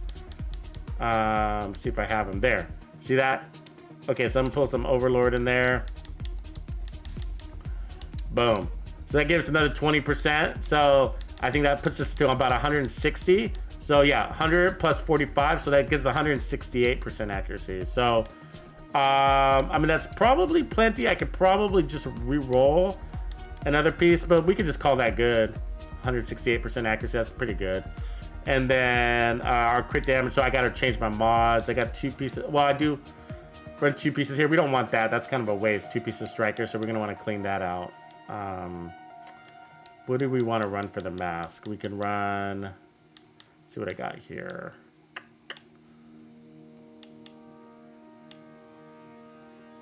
We could run a group. Actually, we probably want to stick with the coyote because that allows us. What's nice about the coyote is that we could drop our crit chance to about 49. So I like that. Let me drop the crit damage mod off of that. And then here, we could probably run a Gruppo is probably what I would go with. Let me do that. Then I'll change that headshot damage out. So that puts us at, we're going to be at, I'm going to push this to 49% crit chance, and then I'll roll the rest of crit damage. So, I mean, we could put on maybe one more weapon handling mod, but whatever. So let's head over to this station. We're going to re-roll that one headshot damage out. Headshot damage isn't bad because you're landing a lot of headshots, but I just want to roll this out to more. Actually, let me go more weapon handling. Let me push this up. I want to prove the point. Okay, and then we need one crit chance mod. So we're going to lose all of that amplified damage. Remember, we had 50% amplified damage, okay? Now we don't. Instead, so this is the trade-off, okay? Listen to this. So we went from 50% amplified damage to 0% amplified damage. The crits are going to be about the same, give or take, but we're losing 50% amplified damage. In exchange, what we're getting in exchange is, let me see, 145, 55, 162. In exchange, we're getting 162% accuracy. So that's the trade that we're making. Okay, so it says 116 here, but again, there's 45% on top of that coming from Brace. So this is gonna be a play from cover build. So Lorenzo, super chat, appreciate that. Thank you for the dinero. Appreciate you. And thank you for electing me as your favorite gamer. It's official. I'm Lorenzo Hernandez's favorite gamer. Announcement.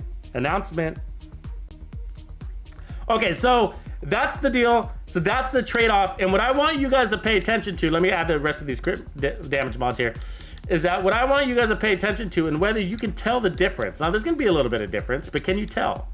You know? Actually, we should change that out to crit damage too. Let's take out the headshot damage. Headshot damage isn't bad, but I mean, I'd rather have crits, you know. Okay, so did we change everything? So we got crit damages there, weapon handling good, crit damage on that. So I'm running Overlord. So we did gain, I should mention though, we did gain some multiplicative damage because I'm running the 2 pieces of Overlord. But the real reason why I'm running 2 pieces of Overlord is for that 20% accuracy, okay? So there's other ways you can get there. There's many ways. There's so much weapon handling abilities on here, but you don't want to go the Fenris route, okay? And that's because you don't need reload speed and you don't need stability. This weapon is maxed out. Look, right? I didn't even do anything to the stability.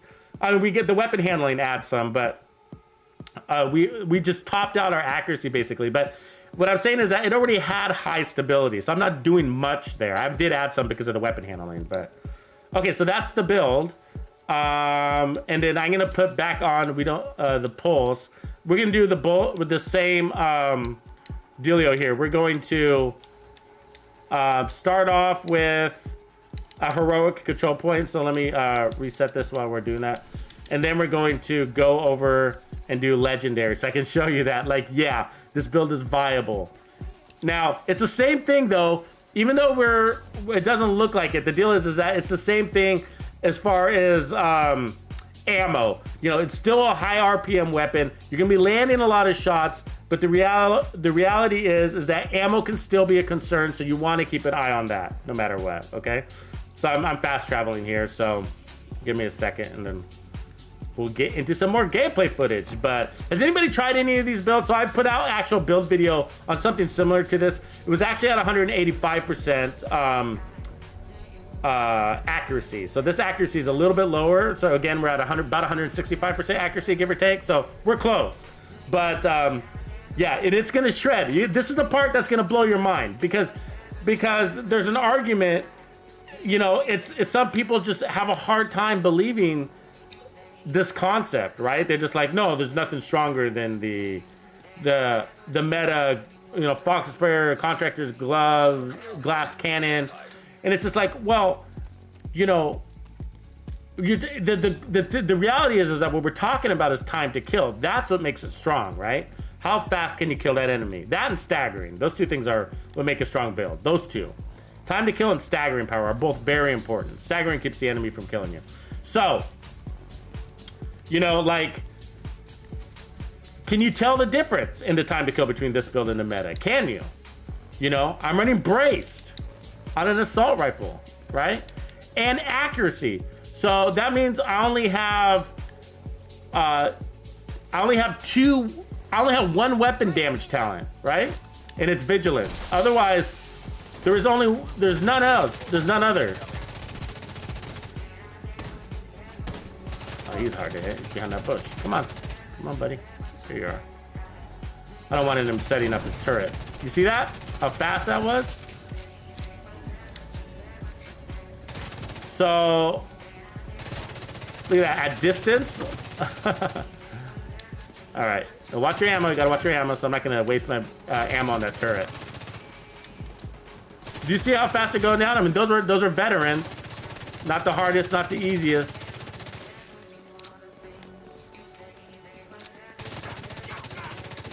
Easy peasy, guys. Easy peasy. Now, what I was trying to say is, I only got one weapon damage talent now, right? Remember I was telling you earlier, like, I hate losing weapon damage talents and putting them to defense or even moving them to handling because, you know, then you have to compensate for so much damage loss on your build. But you don't have to with this setup.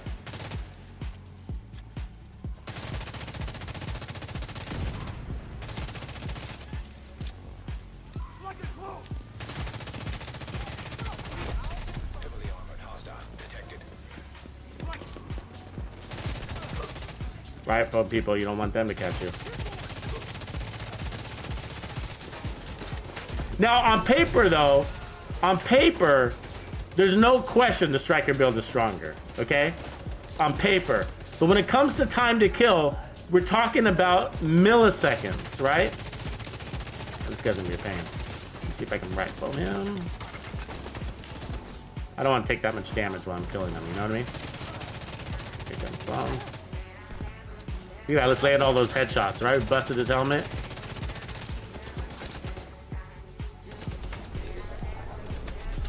Gotta pull it closer. Busted that weak point. Then we can just stand there. So RPMs go a long ways, right? Now let's get some ammo and we'll finish this up. But yeah, so no, but there is no doubt on paper, the other build is definitely stronger. And this build is what I'm doing is, I feel like you should run this build. You know how I say that, like, yes, it's good for you to run this build, the strongest build in the game, so that you know what that feels like, even though it's kind of a boring build and it's sort of not relevant anymore. I say the same thing with these weapon handling builds. I say that you should, even though you're probably not going to run this build like as like your everyday go-to build, why would you do this build when you could just go ahead and run the strikers build? I mean, totally, right? But this build you need to run. The point of this build is that it should be opening your eyes to that, like, wait a second, the time to kill is so fast on this thing. Why am I running glass cannon? Well, there's definitely a lot of reasons to run glass cannon. I love glass cannon. But do you have to? Absolutely not. To have a good time to kill? No, if you just land your shots. I'm getting myself in trouble. Yep. Somebody shooting me in the back. So, oops. So there's definitely, you don't, if you want fast time to kill, if that really matters, and it does, then, man, you know, you got it. There's other ways to shred besides just running, you know, the contractor's gloves and fox's prayers and glass cannon. Just, I mean, like, can you really tell? Can you really? You know what I mean? Can you really tell the difference between this one and your contractor's gloves. And I mean, I can run that build. I think I have all the pieces on me. I'll swap to it, and yeah, it's gonna kill faster, but we're talking milliseconds faster. Milliseconds. And that's what I'm saying. Can your eye-hand coordination tell the difference? You know, and if the answer is yes, then what I invite you to ask yourself is, come on, really? You threw me right in the middle of that shit? Then what I ask you, oh, look at Anna throwing a fire grenade. Oh my God, what a nightmare. What a nightmare. It threw me right in the middle of that shit and then threw a fire grenade on me. Then what I invite you to ask you is like, is there the difference between the time to kill between the strongest meta build in the game, you would say, the old school meta one. Now there's new meta builds in the game, so I'm not talking about those. I'm talking about the old school meta one. The contractor's gloves, the fox's prayer, you know, with the glass cannon, you know, that build. Like, is that time to kill worth it? You know? And where if you landed twice as many shots with half the power, can you kill even faster? And the answer is yes. Because why? You're landing more shots. What's more important? Having more power or landing shots? Let me ask you this question. Here's a question for you. What's your DPS if you don't land a shot? Is it fast or slow? Your DPS is 0, right? Your DPS is 0 if you miss all your shots. Does that make sense? Obviously, right? Obviously, right? It's a dumb question. Of course it is. If you miss your shots, your DPS is 0. So that, if you just run with that concept for a minute in your head, you know what I mean? Run with that for a minute. And that's why weapon handling or accuracy or the rail splitter are critical weapons. It's because, yeah, I mean, if you don't land your shots, it doesn't matter how strong your assault rifle is. And so this is giving you 50% more accuracy, so you can land more shots at 1,035 RPMs. It's not a joke.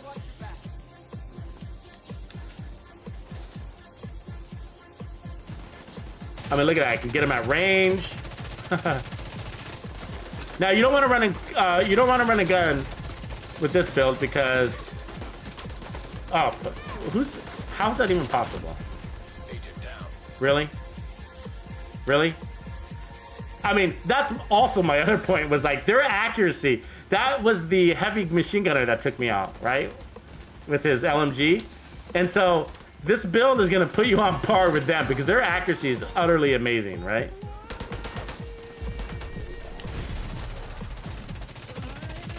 But this gun is the definition of DPS. My point is, like, you just got to realize that we got no damage. We took out 2 out of 3 damage talents, right?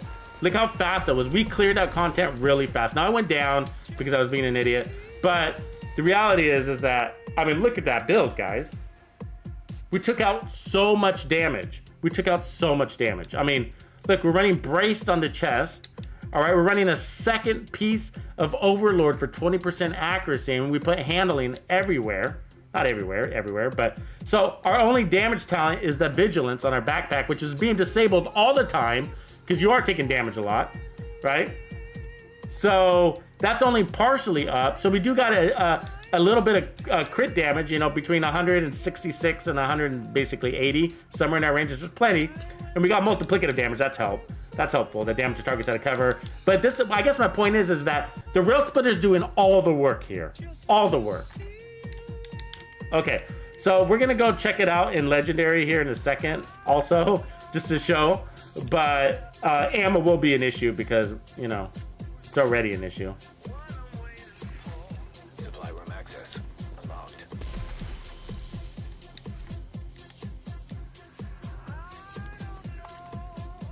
So let me fill up on ammo before we head up over there. I don't know, so I guess what I'm saying is it's like, try this build and get a good feel what that time to kill is, and then go put on your strongest assault rifle build, whatever that one is that you run, and see if you can tell the difference in how fast they're actually falling. And you probably can. I mean, you can, but then you got to ask yourself, like, wow, okay, so if I'm not saying to go around running 200% weapon accuracy. I'm not saying that. What I'm saying is that if you realize that if you land more shots and you minimize your damage and you're still able to kill just as fast, maybe, just maybe, you can take your strongest assault rifle build and add in more survivability. That's what I'm trying to tell you. Or whatever, more whatever, you know? I'm trying to tell you is that, like, what you could do is open up your mind to builds by just understanding this concept. You know what I mean? That it's not damage. It's not damage that gives all damage that gives you time to kill, right? It's also RPMs, and it's also landing your shots. Those things, RPMs, is like the core of DPS, right? Damage per second. It's an element of time. RPMs are rounds per minute, an element of time. So the more rounds per minute you put in that enemy, the better your DPS. It's just the definition of it.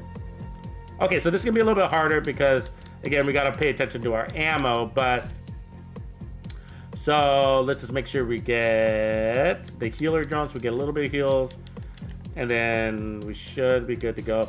You know, it's probably better that I run the turret instead of the decoy because it's got a longer duration. Now they can shoot it down pretty quickly. I'm not super worried about that. And then, so same build otherwise. So I'm just changing out my skills for the difficulty level here. And then China Light. I'm gonna delete this junk here. Make some room on the build. And let's see if we have just as an easy time as last time, right? So last time we ran the 4-piece striker, right? So this is the same. So we took away 50% amplified damage in exchange for all this weapon accuracy, basically. And so we added braced, and we added, what else did we add? We're at about basically 165. So remember I said you gotta play a little timid at first, because if you're gonna get hit by a grenade, it's gonna happen in the first few minutes. So there we go. We busted out those tanks' track, so now I'm gonna clear out this other tank. So your tanks are your DPS tech, right? And there you have it. You just cleared out 2 tanks. So one of them's disabled, the other one's destroyed, and we're about to clear out this one. So the tanks are your DPS check. And it's the same result as the last striker build. Fortunately, that tank retreated, and I got another one here, but let me throw my turret because that tank's shooting in my face.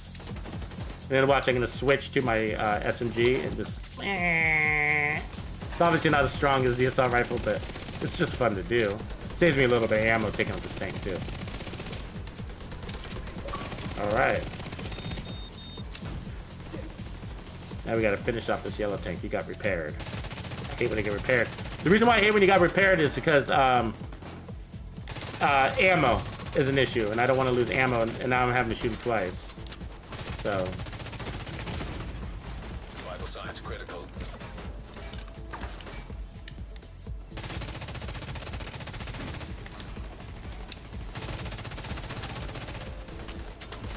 See that right there? That blind fire? That was the little SMG. That just took out that tank, which is pretty cool. Oh, got hit by that fucking grenade. Oh, really? Wow. Serious trauma detected. Those were some precise grenades right there from that dude. Gotta kill that grenader just in the name of vengeance. Best served hot or cold. Which one is it? Vengeance is a dish best served cold? Is it cold-hearted vengeance? Is that why? Is that what they say? What's it saying there? I got a lot of aggro on me right now, by the way. So kind of my problem at the second. Maybe the decoy is better sometimes at pulling aggro, because they're still shooting. A lot of them are shooting at me. Gotta watch that ammo. Gotta watch that ammo. So I'm gonna switch and Legion blind fire. You see me blind firing? You can only do that for about 1 mag, and then you gotta switch back. But boom! That time to kill's fast, guys. It feels good. I don't know. Can you tell?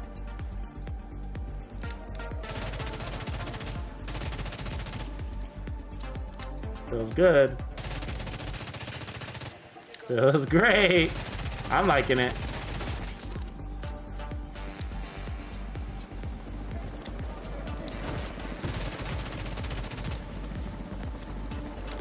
That's annoying, by the way. Okay, let's see if we can survive these drone ladies, because they're harassing us today.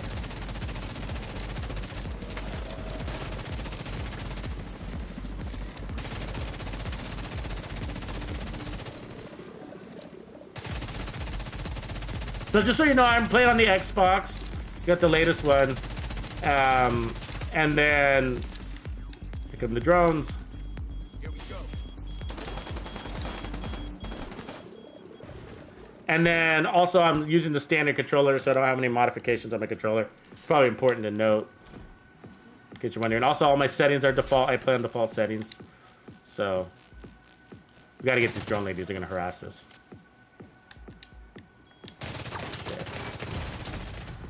Immediate medical assistance needed. Damn, that splash damage. You can tuck and roll all you want out of that, but that splash damage is gonna get you still. Another thing you could do, I mean, if you took the time to just swap your skill, you could put on an attack drone and just send them out there.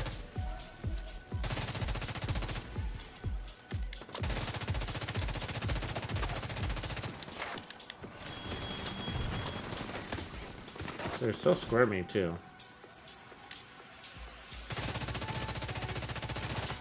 You know what I mean? I think I busted her backpack on one of them. But they're always moving and ducking and dodging. Definitely second on my ammo though.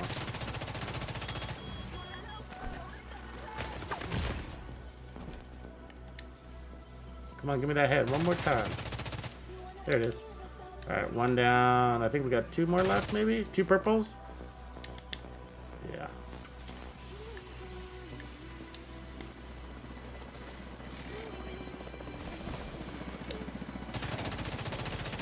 Oh, don't do it. There we go. Ran out of ammo. Those drones took my ammo. That's what took my ammo. Because I was spending my ammo trying to shoot those drones, and they make you miss a lot, obviously. So the drone ladies are the only ones that can get by that can flank you. It's either the drone ladies and the tanks are the only ones that can flank you.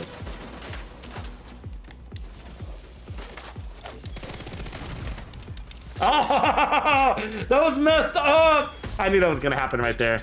See, that's what I'm saying. Those little drone ladies are terrorists. Let's do it again. Do we have ammo and stuff? Yeah. Let's do it again. Don't let anything stand in your way. Best served cold. But why is it cold? Is it because we're cold-hearted? A dish best served cold. Are we cold-hearted? Is that why? Why is that the dealio there? Somebody.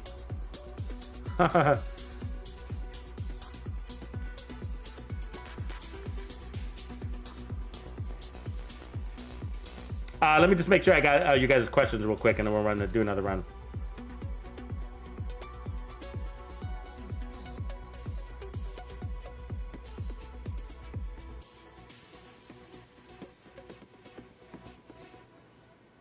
Great archer, yeah, you're using that pesty build with repair skills. That's actually a really good one.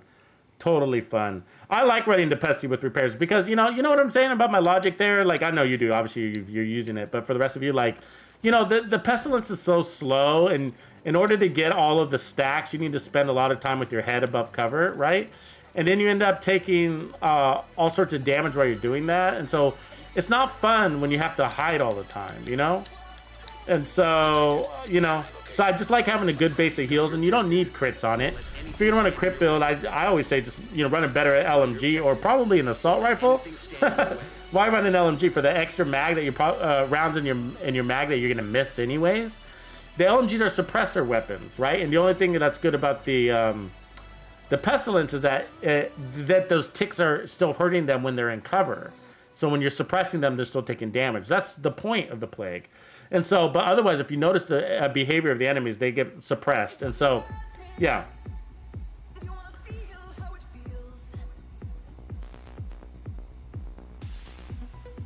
Oh yeah, Darth, I saw your question. I'm getting back to you. Thank you for doing that, Darth. So the Coyote's mask is basically what it's doing is it's allowing me to. It's fluctuating my crit chance and crit damage depending on where the enemies are moving. So that allows me to drop my crit chance down to 49 and then move that attribute to crit damage.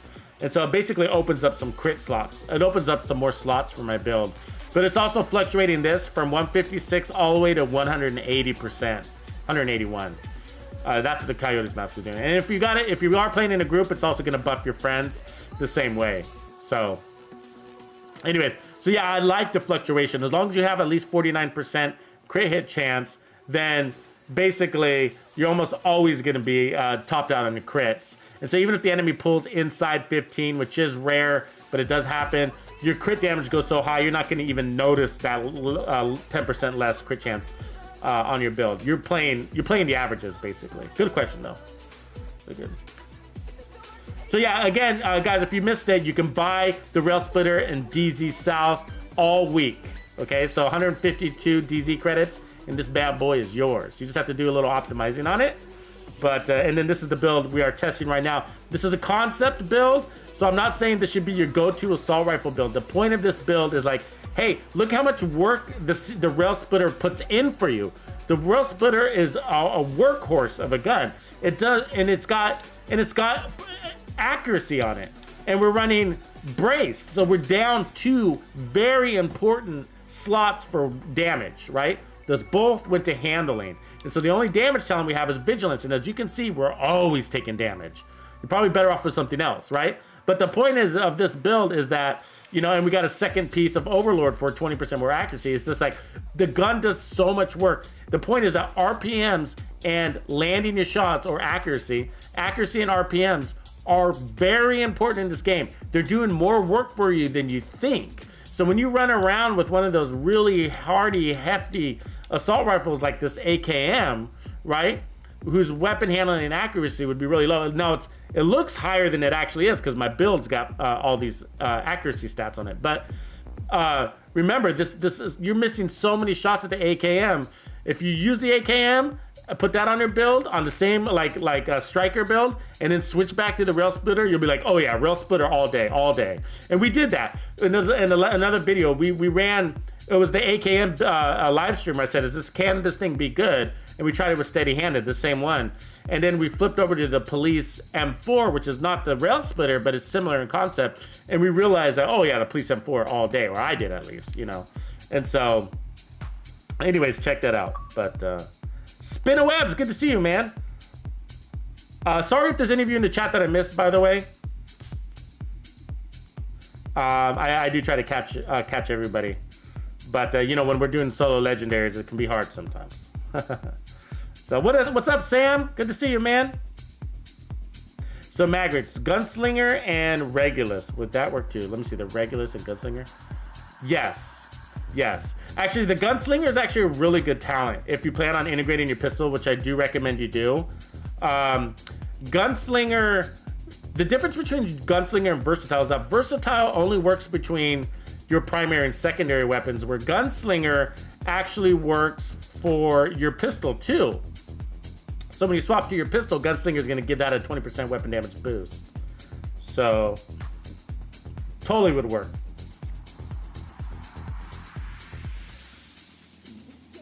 What's up, Kevin Smalls, aka Hitman? Great archer, good to see you, man. And thanks for making that comment about the Pepsi build, man.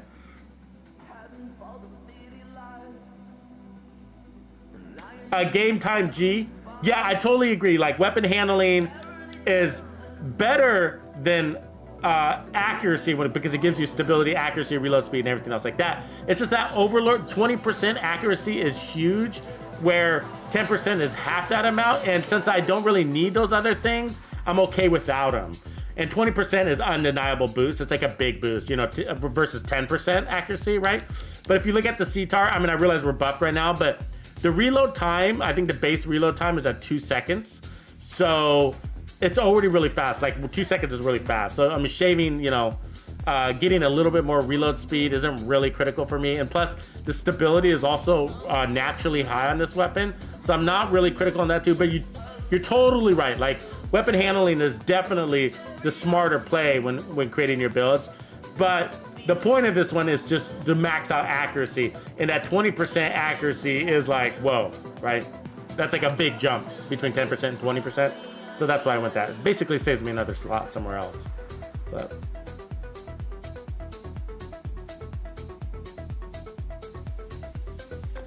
Justin Wiles has a good question, and you know, others definitely feel free to pitch in, but he says that how do I play better on heroic? It just seems like I die so easily.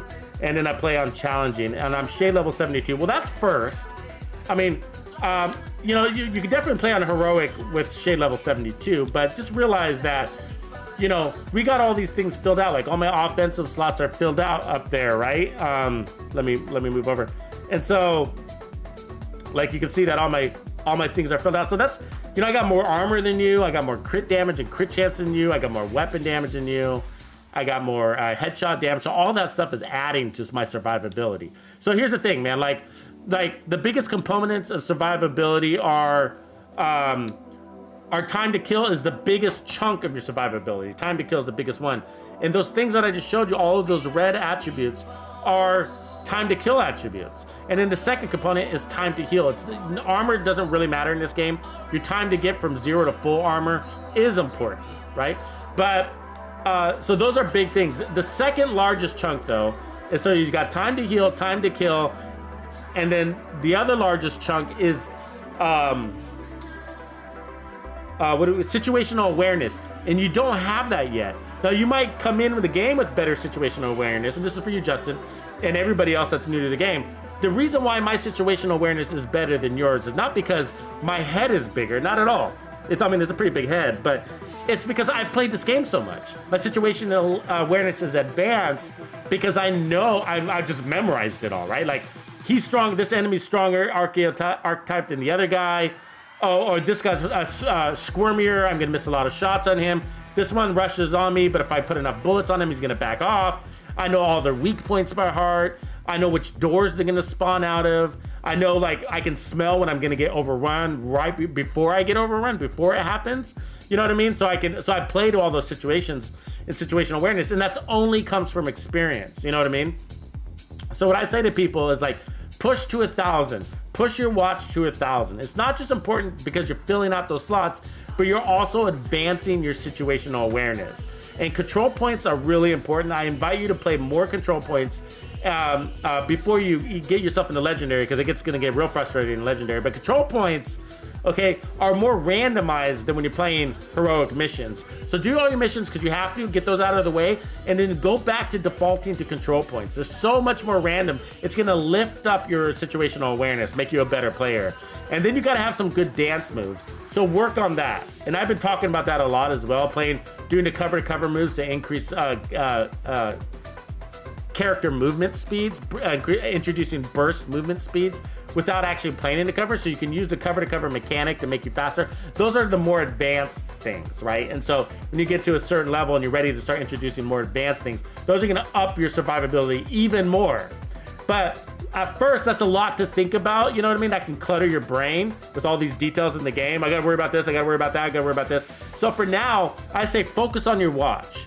And the reason why I want you to focus on your watch isn't just for those points. It's because by the time you get to 1,000, your situational awareness is gonna go up a lot. And that's gonna help you in the game. That's what a lot of it is. It might look like the gun, it might look like the build, but it's not. The build is like 20% of everything. All your survivability is all the other stuff I mentioned is 80%, and then your build is 20%, right? So, I mean, so time to kill is really important. That's the biggest chunk. You need to build that in, and then start adding in your survivability elements. But time to kill is survivability. And then the second piece, biggest piece, again, is your situational awareness. So you're missing both of those right now, right? So yeah, you're gonna be a little bit frustrated in heroic because you're missing a higher time to kill because your watch isn't full, right? Like the rest of us. And then you're missing situational awareness because you're newer to the game. Right, but you're gonna get both of those things. So you just have to have a little bit of patience, and don't rush yourself into challenging. But I mean, into heroic if you don't feel like it. But you know, I would say you can focus on those crits. Get that crit chance, especially the crit chance. I think that's the most critical element to your watch is the crit chance. Because once you get the crit chance, the rest of the stuff is, you know, helpful. But that's the hardest thing to get on your build. But good job on getting your memento backpack though, man. Because there's a lot of people that struggle with that. So, okay. So let's take a look at this gameplay. Okay, so we got our butts kicked. It's not really important that we finish this out, but I want to give this the good old college try, if you know what I'm saying. Actually, let me reset this just in case. The reason why I reset this is because sometimes they start walking around in there and then they'll move their way all the way to the back. Nearby. You've got your objective.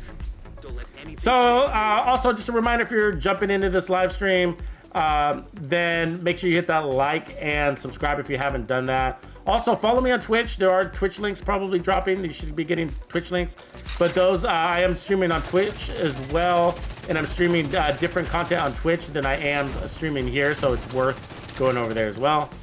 Other things worth mentioning as I get my butt kicked here is that Season 8 is dropping on Tuesday the 15th, and I am going to be doing daily coverage of Season 8, and so we're going to be working on challenges for all of the leagues and global events, and oh, I'm going to blink, I'm not paying attention. And then we're also going to be working on builds tailored to the events. I might get my butt kicked here. I can sniff it. So this is one of those situations, yeah. So I wasn't paying attention to that yellow tank. So we're going to be working on creating custom builds for each of those global events. And then also for the leagues, we're going to be coming up with builds and challenges for the leagues. You know what I mean by leagues? The leagues are the time trials, you know? Now, to be honest with you, like, I don't even do the leagues because I've always found them more boring. On the boring side of things, you know? And plus, I don't like running missions. Like, I don't run missions unless it's a legendary, basically.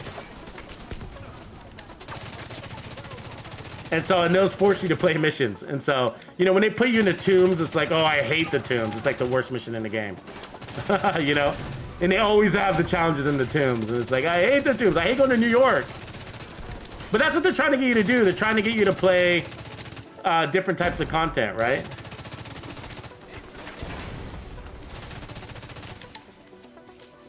So if you ever wonder, like, playing on the left side, you tend to take more damage of this garbage can than if you play over the center. Just so you know, for some reason.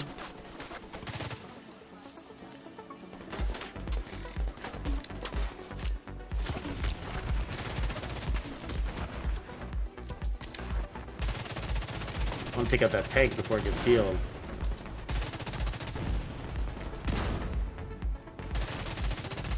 See, if I had a scope, it'd be so nice here.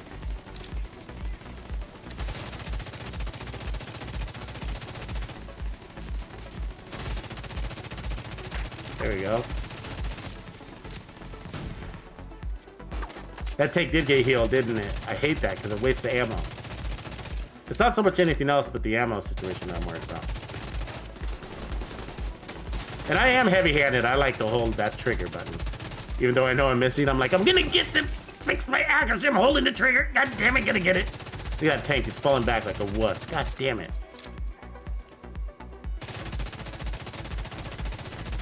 Oh, come on. Oh, you might get me. Yep. Oh, that's bullshit. Serious trauma detected. Bullshit. Agent It's a little frustrating right now. I think once they smell blood in the water, then they start like, hey, let's stick it to him. That's why, like, if you're better off like not dying like once, like in the get-go, because then they're gonna be like, oh, let's stick it to him. We got him now. We got him figured out. Billy Butcher, what's going on? Hello, Tux from New York City. Hope you're having a wonderful time streaming. Looking to see some of them builds. Yep. That's what we do, man. We build. This is actually just a point build, but making a point type of build, I guess is what I'm calling it.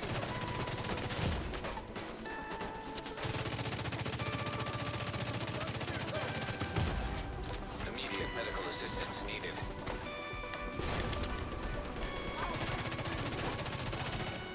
Can I do it? Can I do it? Did it. You see that? That was a DPS check. So I put enough damage in it in a short amount of time where now the other tank is probably going to kick my butt. Yeah. I don't know. We're just not going to get it done today. I don't think. It's cool. Signs 0. This build, like, I wouldn't do this on a raid. I mean, unless it had a very particular purpose. Let me go back to the White House. I'll show you. Like, this build, I wouldn't run in the raid. This build is really to prove a point, but it's just like, you don't need, you know, the same thing for damage, right? Like, you know, you hear me saying, like, there's, a point of diminishing returns, right? Like there's a point of diminishing returns on anything really, right? And so too much of anything is bad, right? You've heard that statement. So the same thing with weapon handling. Like it's working. It's just proving a point. This is a prove your point session on this build. The real build. I mean, there's so many ways you can run the Railsplitter actually, and we're actually gonna run another one here in a second. But this one is just to prove a point, okay? But you don't need this much weapon handling. The Railsplitter's 50% accuracy is enough. You're good to go. I mean, you can put on a little bit more.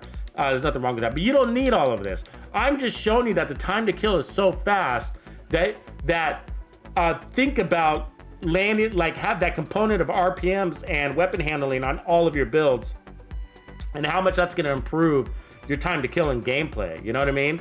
And so that's why those big, heavy weapons aren't my favorites, is because what they end up doing is like this AKM. I mean, it's nice to have that power, but you miss so many shots, it totally doesn't feel worth it. The RPM is lower and you're missing a lot of shots. It's totally not worth it. Now, I know PC players might have a different opinion about that, but for me, it's kind of like, you know, just the Police M4 and the CTAR just kill so much faster than these in PvE. And now PvP is a different conversation. You might have a different opinion about that, but for PvE content, like RPM and handling go a long ways. And I've put these guns up to test, actually, these guns side by side to see which one does better. And for me, the Railsplitter and the Police M4 always win out. And that's the point of this build, is to show you that, look how much work just the gun is doing, you know? And so the real build though, the one that, yes, you can run this in a raid, absolutely, is this one. Now, the only thing that I would change out for a raid is I wouldn't run the chest piece, because that's a lot of stacking for the raids. And usually when you're raiding, you're only taking on like 3 or 4 enemies at a time. Like literally you're standing at a door, 3 enemies come out, and then you kind of twiddle your thumbs until another 3 enemies come out. So there's actually, you know, you're not going to get all your stacks there. So you're probably better off running, I mean, I would go glass cannon, but that's what I would do. But you can go with like obliterate. I'm not sure I have oh, here's a good one. So you can go obliterate, and then I would have put my 4th piece of striker on my holster. And I don't think you need any armor, but you could totally run this. This would probably be your raid version of this build. And yes, it will work. It will absolutely work. If you're looking for DPS, this is absolutely an amazing build for DPS. Now, I would personally run glass cannon. But if you have a hard time, if you find yourself always taking a lot of damage, or you have a hard time staying in cover, then don't run glass cannon, you know what I mean? But the raid, believe it or not, is a play from cover game, and that's the part that I see, like on boss 3, even on boss 3 on like Iron Horse, for example, where you're kind of going around in the circle and stuff, you're still supposed to be playing in cover. You're supposed to go around in a circle, pop into cover, kill a bunch of fools, and then move. You know what I mean? But you're supposed to be playing in cover. And so if you have a hard time doing that, if you find yourself face tanking all the enemies all the time, you're taking so much damage, you're making it really hard for your healer, don't run glass cannon. So this is the way, this build will work for the raid, and it'll actually be a lot of fun, to be honest with you. I would totally recommend this for any raid. But let's, but what I think you need to see, and let me see if I have all the pieces here. I might need to go switch my other character, but putting this kind of RPM and there we go, and accuracy on negotiators is gonna trip you out too, right? Like let's think about that for a second. Let me because you're gonna land so many of those shots, and you're gonna land them at a higher rated fire, and so your RPMs, I mean, so those multi kills should be doing even better. Might have to go to my other character to grab my missing pieces. I might have most of them. Let me see what I got here. So we're gonna run the backpack, so let's run that. And we got the mask. So I mean, negotiate, it's hard, you know, the negotiator is actually pretty good with just about anything you run. So, you know, we're not bragging here, but let's see, do I have the negotiators? I could run, actually that, let me do that, and then I'll run, same thing, Coyote's mask, keep it consistent. And then we can run obliterate. I mean, I would probably run glass cannon. What do you guys want to see? Glass cannon or obliterate or something like that? I mean, I usually go for the damage because I play well with it, but What do you guys want to see? I mean, we can go Cheska or Grupo with a glass cannon, or we can go Obliterate. You guys want to see a glass cannon or Obliterate, I guess is the question. And I could run perfect glass cannon too. Or we can even go braced, actually. We could even go braced. Should we do brace and just like do the whole no time? That would probably work really well. What do you guys want to say? Somebody give me a... Did they fix the chill out mask already? I didn't know that they did that already. Guyver says, or was that Billy Butcher? Did they fix it? They did. Wow, Billy Butcher. Look at that, adding value to the stream. Go Billy Butcher. Billy Butcher. Wow, look at that, look at that. Appreciate that, bro. Let me look at this. So look at that, they fixed it. So it's obviously better now. I mean, Gila Guard doesn't add that much value, but 5% total armor is better than nothing. So before there was no brand set talent there, in case you guys didn't know that, if you don't have this mask, but they fixed it. So now you get the and I knew that was coming. I just didn't know they had done it yet. I wasn't expecting it today. So, but now we got the Gila Guard giving us 5% total armor. So yeah, you know, it's adding more armor. That's great. It's definitely better than nothing. But again, I don't really care about armor. You know, armor in this game doesn't mean a lot unless you're playing up like bonus armor or armor on kill and stuff like that. But again, it's about not how much armor you have, but how fast you recover from damage, right? Because you can have 10 million armor and you're gonna clean it off basically just as fast as if you had 700,000 armor. But that being said, I'd rather have a slot there than nothing. I'd even rather have the health than nothing. Well, I'd probably rather have nothing. But thanks, Guyver. Appreciate it, man. Let's do the negotiator. Yeah, you want to go brace, Scott? Anybody else like? Oh, Luis says all about the glass. Scott says good. Why don't we run both? Because I think that'd be cool to see braced because of like proving the point. Like, wow, look at all this X-ray handling, and then let's add the damage and then see if we can tell the difference. So yeah, I think that would be a good test. Actually, now that I think about it. So as long as we can maintain the same amount of crit chance, crit damage. So if we're getting a big variable there, it won't be a very good test. But let's start with Grupo. And then let me make sure I got a Grupo glass cannon piece. I should have a Grupo glass cannon piece. I could run a Cheska glass cannon piece too if I needed to. Yeah, okay, let me just make sure I have my Cheska glass cannon piece then. Cheska, this one. Okay, good. So I have both of them on me. And then from there, let me get rid of some pieces so I can... let's move that out. And then... move that out. Move that out. Move that out. Need some slots. Oh, I already have that Wyvern mask. All crit chance, crit damage. Okay, so let's see where we are with crits. We need to make sure that we have our crits on this build. Okay, so what I'm gonna do is gonna change out. So we got the crit chance here. We got the crit chance here. Okay, so these are all back to crits. Okay, so the last build we ran these at accuracy. We need to make sure we have crits or it doesn't make any sense. So we're at 52, so that's perfect. Okay. Because the Coyote's mask is going to kick us in over. Actually, I mean, we really want this at 49. So let me move this to crit hit damage. Let me see what that's going to take us to 47. That's good. I'm happy with 47. Okay. You understand why? Because we're going to be playing in that 15 to 25 meters mark there.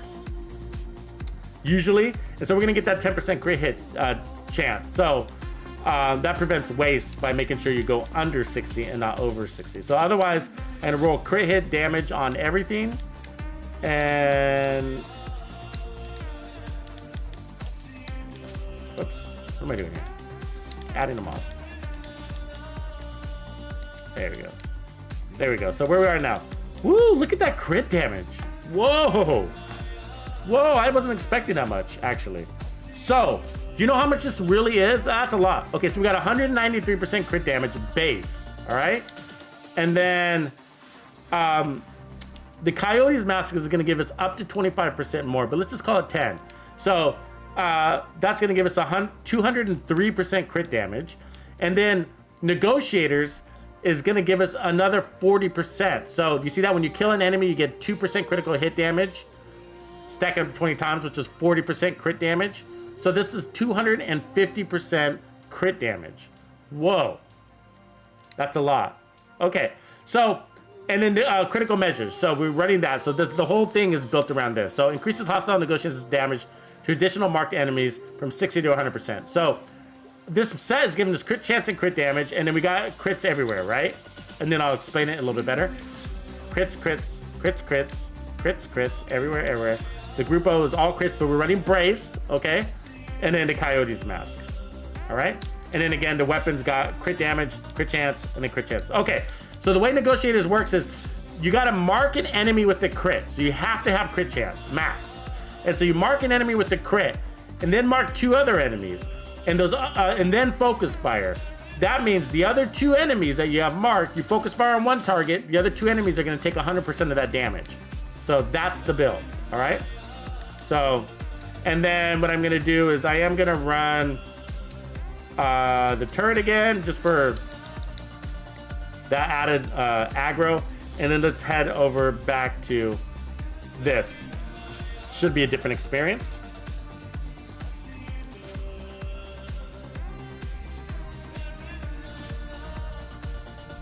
Oh, Justin Wiles, I'm sorry, I missed that question that you had. That part of the question. I'm sorry I didn't get to it. But you were asking what build is best for a beginner. Actually, to tell you the truth, Negotiators is, as a matter of fact. Negotiators is so forgiving, okay?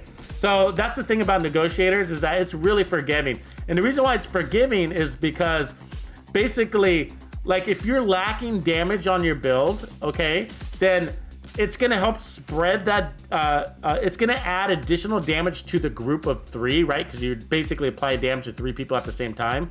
So that's like 200% additional damage, right? And so you're upping your damage by 200%. So as long as you have max crit chance, so you can do that, even if you're new, put crit chance everywhere, okay? Even if you have to run chest on your chest, that's most important. Then it's gonna spread that damage. It's actually, this is an amazing build. I don't recommend, it's a hold your ground build. So from there, your situational awareness has to be in the game. And that's, what I mean by that is, like, you have to know where your good cover is. So find your good piece of cover and then bunker down, hold your ground. And then having something that takes your aggro is actually pretty key, okay? Because, what I mean by taking aggro is making sure that the enemies are shooting at something else other than you allows you to shoot more. And the objective of a good Negotiators build is to always be shooting. You want to always be shooting with this build. And that's because those marked targets time out after 20 seconds. So you always want to be marking targets and spreading your damage. And that's going to compensate for any lacking damage you have as you build up your watch. And it works with basic... Negotiators makes almost every weapon in the game good. It does. Striker's kind of like that too, but Negotiators is better. Negotiators is probably... I mean, it's actually probably better than Hunter's Fury. I would say that. Hunter's Fury is more well-rounded though. They're different that way. Hunter's Fury makes you play more aggressive, right? But it gives you that 20% armor on kill. So that's what makes it so great, is that it's well-rounded that way. But the reality is that Negotiators is way more powerful. I mean, you can run it with anything. All right, let's go. So mark your target and then move on. Mark your target and then move on. See that? Okay, now I'm gonna focus on the tank and kill everybody. See that? Now mark another target. And then focus on the tank. So I'm using the tanks to clear out the rest of the enemies. You see how fast they're dying? Now, it's not gonna look like it, but everybody's gonna die. There's gonna be nobody left. And you're like, but wait, where'd everybody go? They're dead.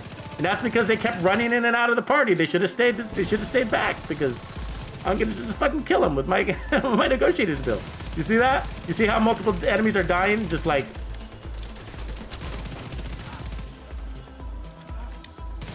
And so that 10% armor on kill doesn't seem like a lot, but when you're killing 3 enemies at a time, it's always kicking in. So I'm taking a lot of damage, but I'm okay with that, because I'm getting all this armor on kill. See that? Everybody's dead. Everybody's dead. So I'm gonna move in, which is probably not a great idea, but I'm gonna play a little bit aggressive here. So I mark my target, because I really want to get those drone operators.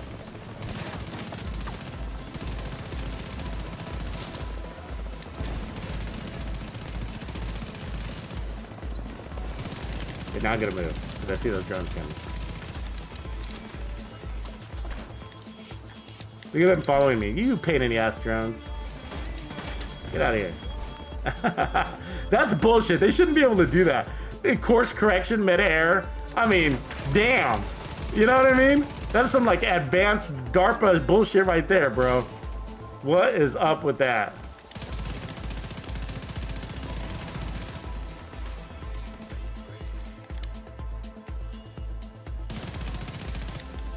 Yeah, so everybody's almost dead. I think we just got one drone operator alive.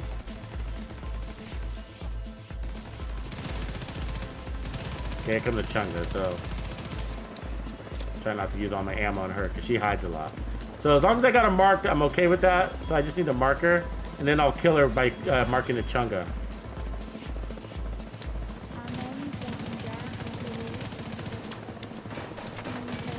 No, she's not marked, unfortunately. I lost the mark. So, so she's my only person that I'm worried about, right? Like, she's so annoying.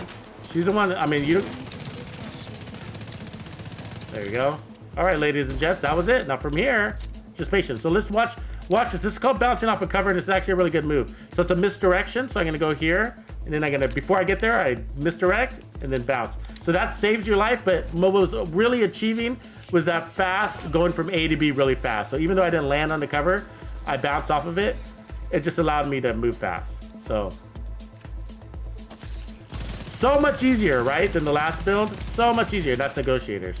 But this gun, again, it's RPMs, accuracy. Landing your shots matters with negotiator, right? If you're not landing your shots, you're not spreading your damage by 200%. So pump up my armor here. So that's why, you know, that's why this makes sense for accuracy. Also, you can break those weak points on those Chungas really easy, by the way. Oh, I forgot to mention that. That's the best thing about this gun, is that it does a really good job with that. Those RPMs and that rate of damage that you got going on, you can break their weak points. You can see their weak points really, really fast. So let me get his aggro off of me real quick. Let me break that backpack. See that? Backpack broken. Oh, no, it's not. Come here. I thought I did. He staggered. Now it is. And his chest broke. And he's dead. So, Railsplitter Negotiators build totally makes sense. Now, this is with braced. Whoa. Think about that, guys. This is with braced. Right? Okay, let's take a look at our crit damage here. So, we're at 193. But remember, what did we say? This is going to put 203 plus 40. So, 243. It's healthy. It's really healthy. Boom. Mission accomplished. So easy, guys. So easy. Let me pick up my gear. Now we're going to switch over to glass cannon, and it should get easier. Believe it or not. Now, why should it get easier? Yes, glass cannon. I'm going to run perfect glass cannon. Oh, I don't know. We'll run... It depends on the crits, because I need to get my crits up. But I would opt to perfect glass cannon. But let me show you. Okay. So we're at what did we say? Again, 243 here, right? When we're all said and done on average. And then we're maxed out crit chance. Okay. So what we're going to do is make some movements here. Let me break this up. So we're going to get rid. That was with braced. Okay. So we were missing two. Again, we're missing two damage components. Whoa. Think about that, right? So we're missing the one on the gun because of the rail splitter. So we got accuracy there. And we basically got more accuracy on the chest piece too. We got brace, which is weapon handling. So 2 out of 3 damage talents were missing. And we cleaned that as if we had the best DPS build in the game. Because we do. We do. The rail splitter is doing all the work. Now you'll be like, well, wait, that's negotiators does a lot of work. Of course it does. But we also ran striker, and we also ran the build without it. And just to prove the point that the rail splitter does a lot of heavy lifting. Why? Because it lands more bullets, and it's got one of the highest RPMs, well, I think the highest RPM of all assault rifles, right? So that is the definition of DPS, right? What is your DPS if you don't land a shot? 0%. You got 0 DPS if you're missing your rounds, right? So when you're standing in the testing range and you're like, yeah, I'm there with my AKM, look at my DPS, my balls are big, man, I got big balls. No, you don't. That target's not moving. He's just standing there. right? Get into a real world situation and your DPS changes, I promise. I don't care what your crit says, you know? It's just like, yeah, you might have high crits, but you're missing so many rounds, it hurts. You know, and that's why these weapons are really nice. Anyways, okay, so let's put on glass cannon and let's see if we can tell the difference. Can we tell the difference between glass cannon? No, we need to try to keep our crits at about the same. So let me see if I can do that. Okay, so let me see.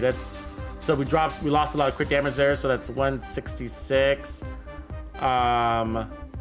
with 57. So let me add that crit damage here and see what that puts us at. We need this to say 190, at least 190. And so I got a mod to change. Let me see where's my crit chance mod. I don't have any. Ideally, we'd have a Grupo chest piece. I don't have one with. The closer I can keep the crits, the better. You know what I mean? I want to run headshot damage.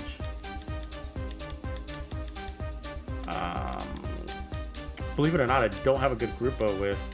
Let me swap these out. Let me add crit damage here. That's going to help a little bit. So 183. So we're going to be 10% less crit damage. Let me swap out that one last one. I can't. So that's all we can do, ladies and gents. Make sure I'm all critted out here. Yeah, okay. So this is going to have a little bit shy on the crit damage, but it is what it is. So we're up on the ammo, so let's just retest it. Yeah, we're 10% shy. That doesn't sound like a lot, but it kind of is. But we got glass cannon, so obviously it's gonna kill better. But I'm just saying, like, for apples to apples comparison. So, okay. So the idea, the test here is, can we tell the difference between glass cannon and braced, right?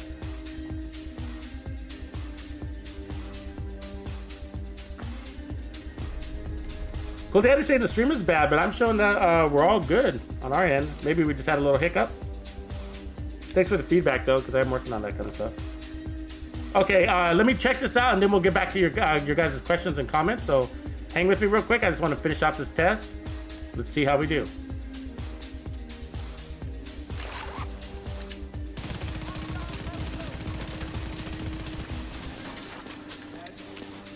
You got that off. Fix this real quick. Serious trauma detected.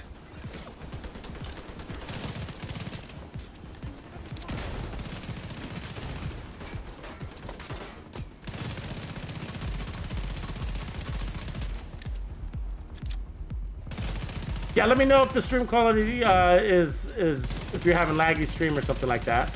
You shouldn't be. I'm showing we're good on my end, but you know, sometimes it could just be a hiccup in the. Might not be on my end. Might be on the YouTube side. But because I'm showing we're at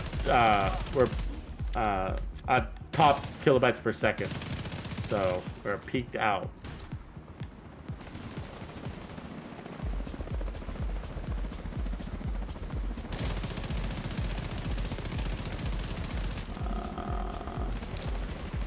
So if we could get all those drone operators, life is good.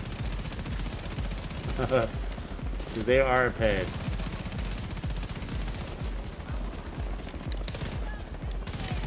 We're already glass cannon too, remember that. Oh, I forgot to kill these ladies. They're important. Get out of the way! I forgot the rushers. I'm focusing so much on the drone operators. There we go. I think we just got one left. Yeah. Get her drone, that'd be cool. There we go. So the RPMs are so fast you can actually destroy their drones right as they pop them when you're running glass cannon and high RPMs. I don't know if you guys have realized that, but okay. So cool. We killed all the important people. That was easy. Still got these guys running around like Pollo Locos, but we'll wait for the. Oh, is that one more drone operator back there? Did I see a drone? I thought I saw a drone.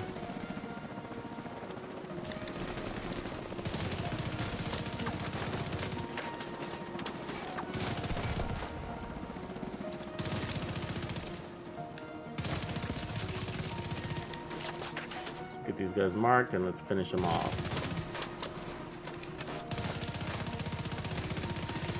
Hold off my armor kit because I'm running low. I didn't go to the White House to refill, so he's done. I mean, I was obviously fast. I just, you know. I mean, in theory, it is faster than braced, right? But it's still hard to tell, you know? But on paper it is, and so in the gameplay it should also be. Because I still have good weapon handling. I still got the 50% accuracy, that is, you know. But we cleared this before pretty quickly. You know, it's always situational because, you know, the enemies are always moving uniquely, right? Every time we come at this, but there's all those variables. But damage-wise, it's hard to tell the real difference here. So you notice when you do those movement-to-movement situations here, those cover-to-cover moves, it's notice it was hard for her to land the shot. So anyways, that felt about the same. I mean, I'm sure it was technically faster time to kill, but your perception of it matters, right? So fast time to kill and perceived fast time to kill are different things. And what really matters is perceived time to kill, in my opinion, right? And that's because it's like, if you can't tell the difference, and that means you got diminishing returns, right? Now, if you're running the skill build and stuff like that, then glass cannon kind of makes more sense. But you could I guess my point is you can easily run braced. But the other point is like, if you have ever had doubts about the Railsplitter and whether it was a good gun because of perfectly accurate, I hope all of these build variations showed you that you're not missing out on any damage at all, that you can have a top tier damage build using this. But I know you guys got questions, so let me get to those real quick. I'll pop up this build in the meantime. Pretty straightforward though. But I actually think I might like the braced version more, because for me, the damage, the time to kill was so different. I'd rather not have the glassy part of glass cannon and just go ahead and go with the braced. You know what I mean? Because I felt like I was killing just as fast. So and that was this version. Where'd it go? Here. So this is the one that the other chest piece I ran just a second ago before this one. And I think I like it better on this build. And I'm a glass cannon fan. But for the Railsplitter does so much of the work on the build that this seemed to make the most sense for me. And that's crit damage everywhere. So this had about 10% higher crit damage than the other version that you just saw, but it was relatively close to the same. So yeah, so thank you for letting me do that test and show and demonstrate that for you guys. Pensador, mi amigo brasileiro, ¿cómo está? ¿Cómo está? Is that how you say it in something like that? But I don't know any Portuguese, but I pretend. There's a purple box on the right, MK Parker. That's funny, man. You're funny, Parker. You're funny. I think if I was understanding that out of context. Sam Sven says, I'm currently using Obliterate with Composure for the Railsplitter. Obliterate with Composure. Yeah, I think Composure is like totally makes a lot of sense. You know, playing the averages, right? Like, you hear me saying that about the Coyotes Massacre. Play the averages. Totally. And so you see me using Vigilance a lot just because I'm comfortable with it. But Composure probably makes more sense in most of the builds that I run. So totally preference though.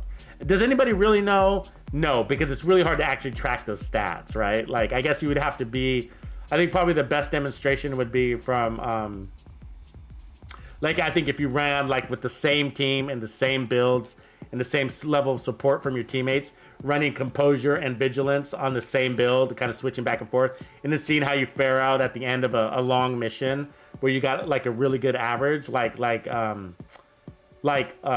Roosevelt on Legendary or something like that. You'd have to have a really consistent test and probably do it multiple times too, because you could just have a bad game too. So it's going to be really hard to test that out, right? And you'd want to be looking at your total damage numbers and which one fared out. And I'm sure somebody who's done that some time ago and probably found that Vigilance was the case if you're playing from cover, but I don't know. Thank you, Billy Butcher. Appreciate the compliment, man, about saying Tux is the man when it comes to builds. I try, working hard. So I'm scrolling through, making sure I didn't miss questions. So if you did post a question, I am getting to it, hopefully.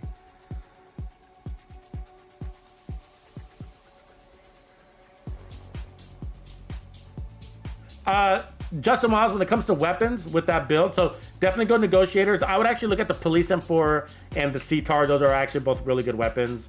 And then as a backup weapon, probably go SMG. But probably assault rifles are best for you at this stage. Now, assault rifles do make it harder to get your crit chance to where it needs to be because SMGs come with all that crit chance. But that aside, assault rifles let you play at longer ranges, you know, so you want to play between 15 and 25 meters. That's probably your comfort zone as a newer player. It should be your comfort zone as a newer player. Playing more aggressive than that can get you into trouble. So just try to play in that 15 to 25. Don't try to play longer. Remember, these guys, these NPCs have amazing accuracy and optimal range. It's way better than yours. They can snipe you with the sniper gun. I mean, with the shotgun. They can snipe you with the shotgun. So keep that in mind, okay? So going farther away from them, your damage is going to drop off, but their damage is going to stay steady strong. So, you know, it's going to look like some sort of weird chart like that. So, you know, you want to play in tight, and by tight, I mean like 15 to 25 meters from your enemy. But anything more than that, you're just making your build weaker, right? Because you got damage drop off. Like, you see that damage drop off right there? That's saying 25 meters, it starts to drop off dramatically. Not dramatically, but level off.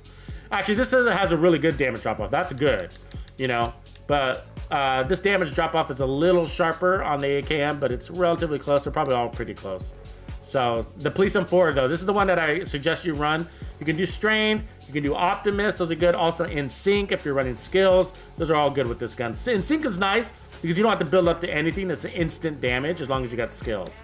So yeah, those are the guns that I would recommend for a newbie. Police M4 is, even for a veteran, is an amazing weapon, an amazing weapon. So, and a CTAR, of course. Guyver's using the CTAR Tux Striker build. Love that one. So what Guyver's talking about is, so let me switch over to the Striker build if I can. He's doing this one, but instead of the Railsplitter, so if you want more damage, you can run, I should have the gun. Oh, I don't. Shoot. So he's running the non-named CTAR, but instead of perfectly accurate, he's putting Killer on it. So Killer is going to give you 40% crit hit damage on kill for 10 seconds, as long as you kill with a crit. And since you're running a lot of crits, yeah, that works too. So you can totally try that. Try that. And be like, see if you can tell the difference between it and the Railsplitter. You know, and it'll be a small difference, I'll tell you. It's the same concept as trying it with glass cannon and without glass cannon or whatever. But yeah, Erratic, Buddha, thank you for you guys that brought it up. I think that was Scott also who brought it up, if I remember, or Billy Butcher, it was Billy Butcher that mentioned that, yeah, the Chill Out Mask was updated, so that's a big deal. I mean, it's just helpful. You can now get total armor. I mean, if you're running on tank builds, then it's really helpful, but if you're running it for all these other hybrids and stuff like that, then it's sort of helpful. But it makes it a little less situational because it is a situational mask, but it's really good. So it's Mike says the stream is perfect here, so glad the quality is holding up. I am monitoring it along the way, so it seems to be holding up on my end too, so I appreciate you guys. Actually, I'll run a speed test in a minute too. I did see a question that I didn't get to. I think it was Sick Jim. Sick Jim said, question, Tux, have you tried the M16A2? Yes. In the game, I'm running it with the old rifle meta build, burst fire. Try it. I actually just ran it yesterday, and I didn't like it. But I've been trying to run it, and I've been trying to. I don't have it on me, but you guys know the M16A2. It's the one. I think it's the only weapon that has burst fire, right? I don't think any other weapon in the game has burst fire. I think that's the only one, but it's got a 3-round burst. And I tried it with a couple of different talents, and it just wasn't feeling good to me. And I think it was the pause between the burst. And so I found it took a long time to exhaust the mag, and it's actually got a lot of kick on it. The barrel bounces, the recoil on that, it's actually not that great. And so I found the recoil was causing a lot of missed shots. And so what I was trying to do was put 3 to the chest, 3 to the head, and go with breadbasket. I thought that would be a good weapon with breadbasket. 3 to the chest, 3 to the head, 3 to the chest, 3 to the head. Because those 3 bullets, each bullet to the chest would give you 35% more headshot damage. So 3 to the chest really fast, you know, would stack that over 100%, right? And then move to the head and then kill them with all of that. And it wasn't killing them, and because of the recoil, there was too many missed shots, so then I had to roll handling, and then it started to negate the purpose, right? I needed more damage, but because I'm having to run weapon handling, it was just like it pulled the damage back, but then it doesn't have the RPMs like the Railsplitter does to make that make sense. But I haven't given up on it completely. It's just that I think I still need a better rolled version so that I can experiment with it more. You know what I mean? And so the ones that I have are kind of limited. They're kind of fixed on the talent, and they're not god rolled all the way. So, but you're not the first person to recommend it. So I have had that M16 in the back of my mind because somebody else said it that I rely on says that it's a good gun, and so I was like, yeah, okay, well, let me give it a whirl. Let me see if I can make it work. So. And I'm sure you can, and I'm sure it works great, and I just have to figure out the builds for me. So.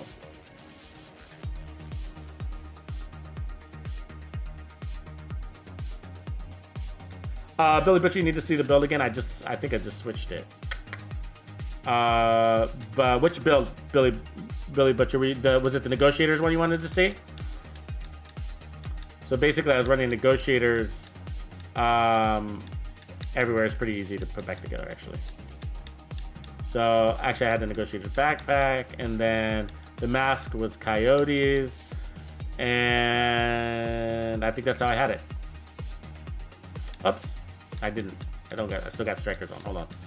We were running the one that I liked was the Grupo with Braced, and then we had the Negotiators here. Sorry.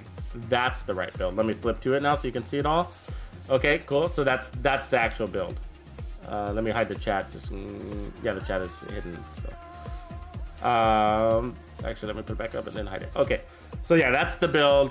And then you just, obviously I don't have my crit on this, but just crit damage everything out as high as you can. You want to get your crits as high as you can. So that's the idea. And we were at basically 240 something with crit damage, and so I still have crit chance somewhere, but it was the mods here. So we had this up at crit damage, so it was like that. Does that put us at? Yeah, that's where we were at. There we go. So it says 193 there, but you're gonna get at least 10% from the Coyote, if not 25% in some situations. So let's call that 203, 10% more. And then 203, and then we're gonna get another 40 from Negotiators when we stack that all the way up, which is pretty easy to do. So yeah, this felt really good. I felt like it was a great build. Holds up the glass cannon in my opinion. And so, but that's Negotiators. Negotiators works for everything, but my point is that it's the synergy that makes sense. Rob Young, appreciate you, man. Congratulations on your 2nd month in the Bandidos Players Club, man. Appreciate that.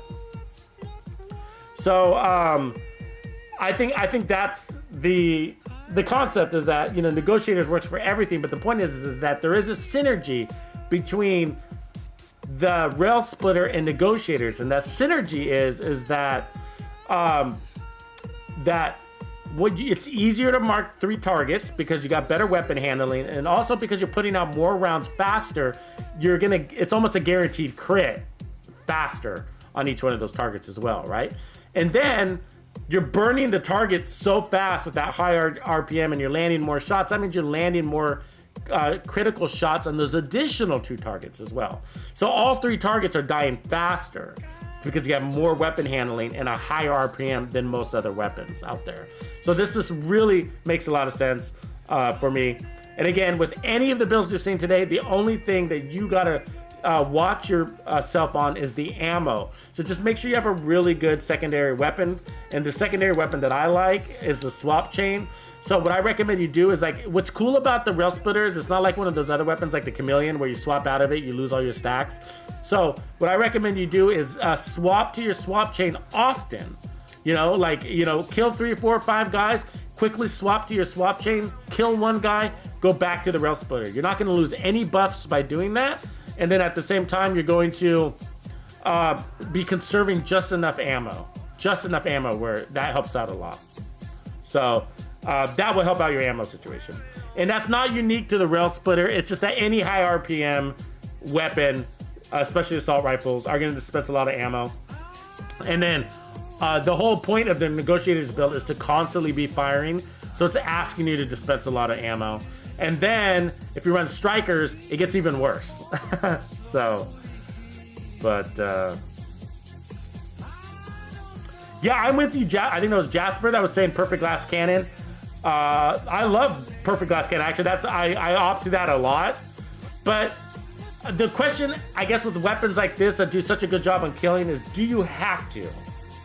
You know what I mean? And I think that's the point. Like, why suffer from that extra glass if you already have the cannon on your build? You know what I mean? And so this already has a cannon, so I don't recommend perfect glass cannon on this build. You can definitely go glass cannon, but I don't think you need perfect glass cannon. I think that the time to kill is going to be so hard to tell that it's not worth the trade-off there. But I do love perfect glass cannon in most cases. I just think you don't need it on the CTAR. I have run it on the CTAR though in some different builds, and it actually works really well.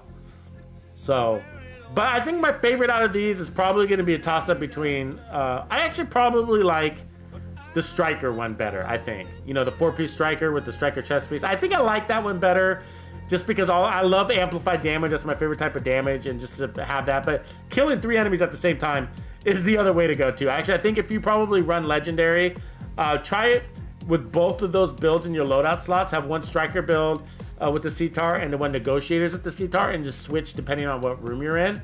And if you find yourself in a room where it's best to focus fire, then go with the Striker set. But if you find you're in a room with like drone operators or people that like to hide a lot, also the medic technicians and the healing station technicians, then go with Negotiator's Dilemma, which that's a lot. So you're gonna be using Negotiators a lot because there's a lot of rooms with the healers, right? Erratic Buddha. As Bruce Lee said, boards don't hit back. That's right. If they're dead, they're not shooting back at you, so it's good to get those guys out of the way. But Jonathan Rivera, yeah, that's actually a good point. I've run that build a lot. Actually, back in the day when I used to run Negotiators like almost all the time.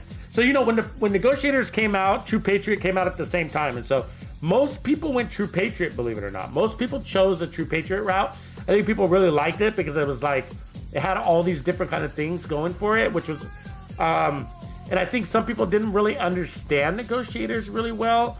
And also the Negotiators backpack was locked behind the raid, the Dark Hours raid initially. And so most people went with True Patriot, but I went with Negotiators, and I found it was absolutely amazing. And once I used Negotiators, I actually had a hard time using anything else. So yeah, the Negotiators Railsplitter build I've actually used for a long time. But I guess what I'm pointing out here is that Jonathan says that he's recommends running with Sawyer's knee pads, and that's an absolute nice synergy, a very nice synergy. And I don't know if you realize it or not.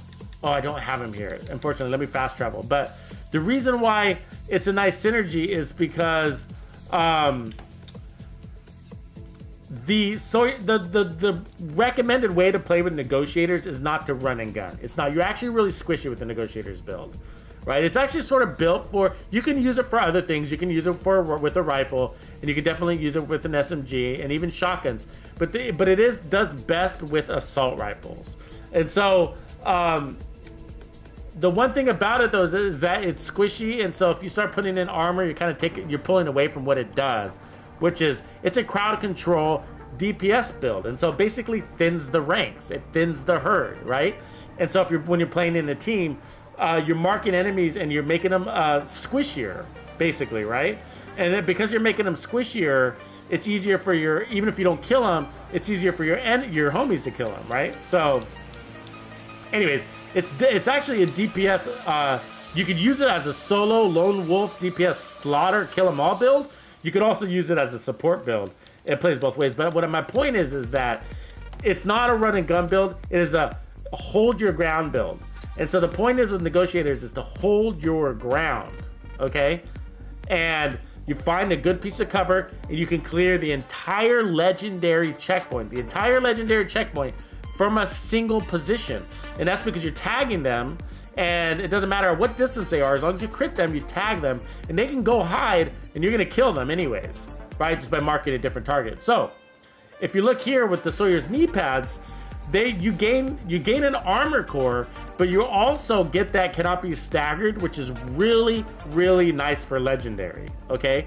And that's because those drone operators and grenaders and tank grenades and artillery hounds, right, can be really annoying and can stagger you a lot. And if you pop out of cover, then the rest of the enemies will kill you. And so stand your ground is really helpful for legendary.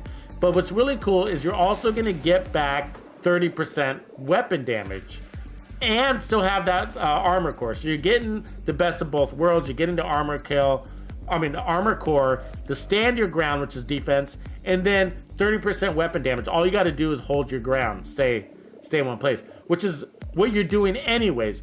The only thing is you just got to make sure you don't move around a lot. Like I move around a lot, even though I'm staying behind the same cover. I'm always kind of like moving back and forth just cause. So you got to stay in your place a little bit, but it's sort of going to work out again, averages, right? It's going to work out a lot in averages, but that's a really good piece. And so that's why it does synergize. And so if you didn't think about Sawyer's knee pads and negotiators, it is actually a really good way to play. If you don't want to use coyotes, like, so if somebody else is using the coyotes mask, especially if somebody else has a coyotes mask, then think about running Sawyer's. And now you're getting the benefits of the coyote mask and Sawyer's knee pads, right? And there's usually always somebody running a coyotes mask, especially if you're playing like in a raid or something like that. There's usually multiple coyotes masks in the group. So this is a really good synergy, a really good way to go, and I'm glad that he brought it up. Thank you for doing that, Jonathan. Good job. Good way to go. So we're back. So the chill out mask is not best in slot. Good question.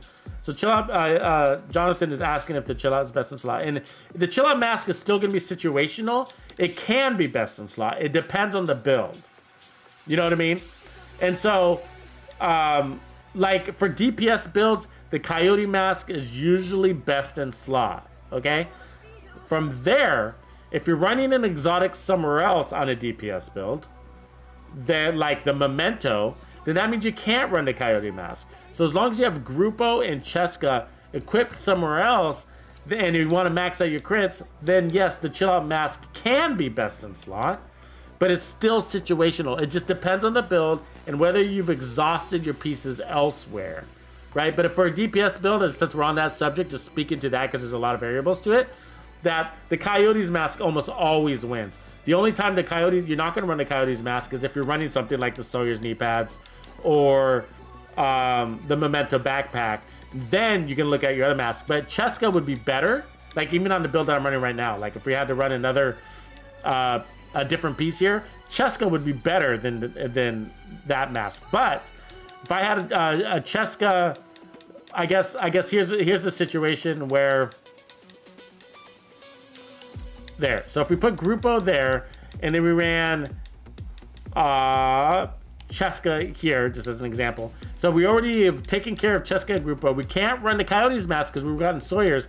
Now, then I can run the chill out mask as an alternate that would make sense. That would make it best in slot. So how you determine, it's actually the other pieces on your build that determine if the chill out mask is going to be best in slot. So I would put on this mask now, and then I'd change that skill tier to weapon damage, obviously.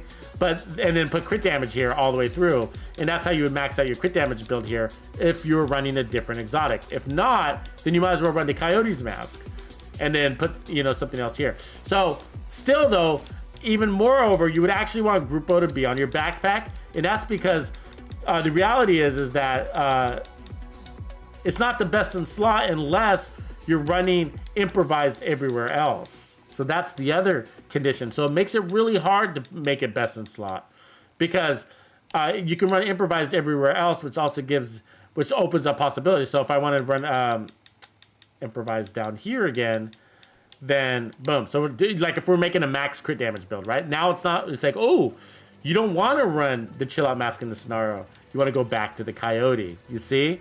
So if you're running improvised pieces, which are better to go down here because these are all crit damage, max crit damage. You see that? Max crit damage, double crit damage. Max crit damage, we'd have double crit damage there. So all of these pieces are maxed out on crit damage. And same with this one, triple crit damage, right? We put a crit damage in the mod there. And then this Cheska piece, double crit damage. So this is a max out crit damage build. It shows 172 plus 25% from, plus all the mods we're missing. So 12, 24, 36. We're missing a lot of mods. So 12, 24, 36. So that puts us at 225% crit damage, basically. And that's, we're not done. You know, the CTAR would have to be changed out too. So, anyways, so it's really situated. It can be. It's just not generically the best in slot. I guess is the best way to put it. But like, so that situation also changes for like income and repair builds. It depends on where you're running your Alps and your R and K, you know, and stuff like that. So, or what else? Like your armor regen builds, because you can make an armor regen, chill out mask build. So it depends on where your other pieces are. So it can be a best in slot. It just sort of depends. But really good question. Let's see if somebody else, I think somebody else had a question here too. Let me just make sure I get to that.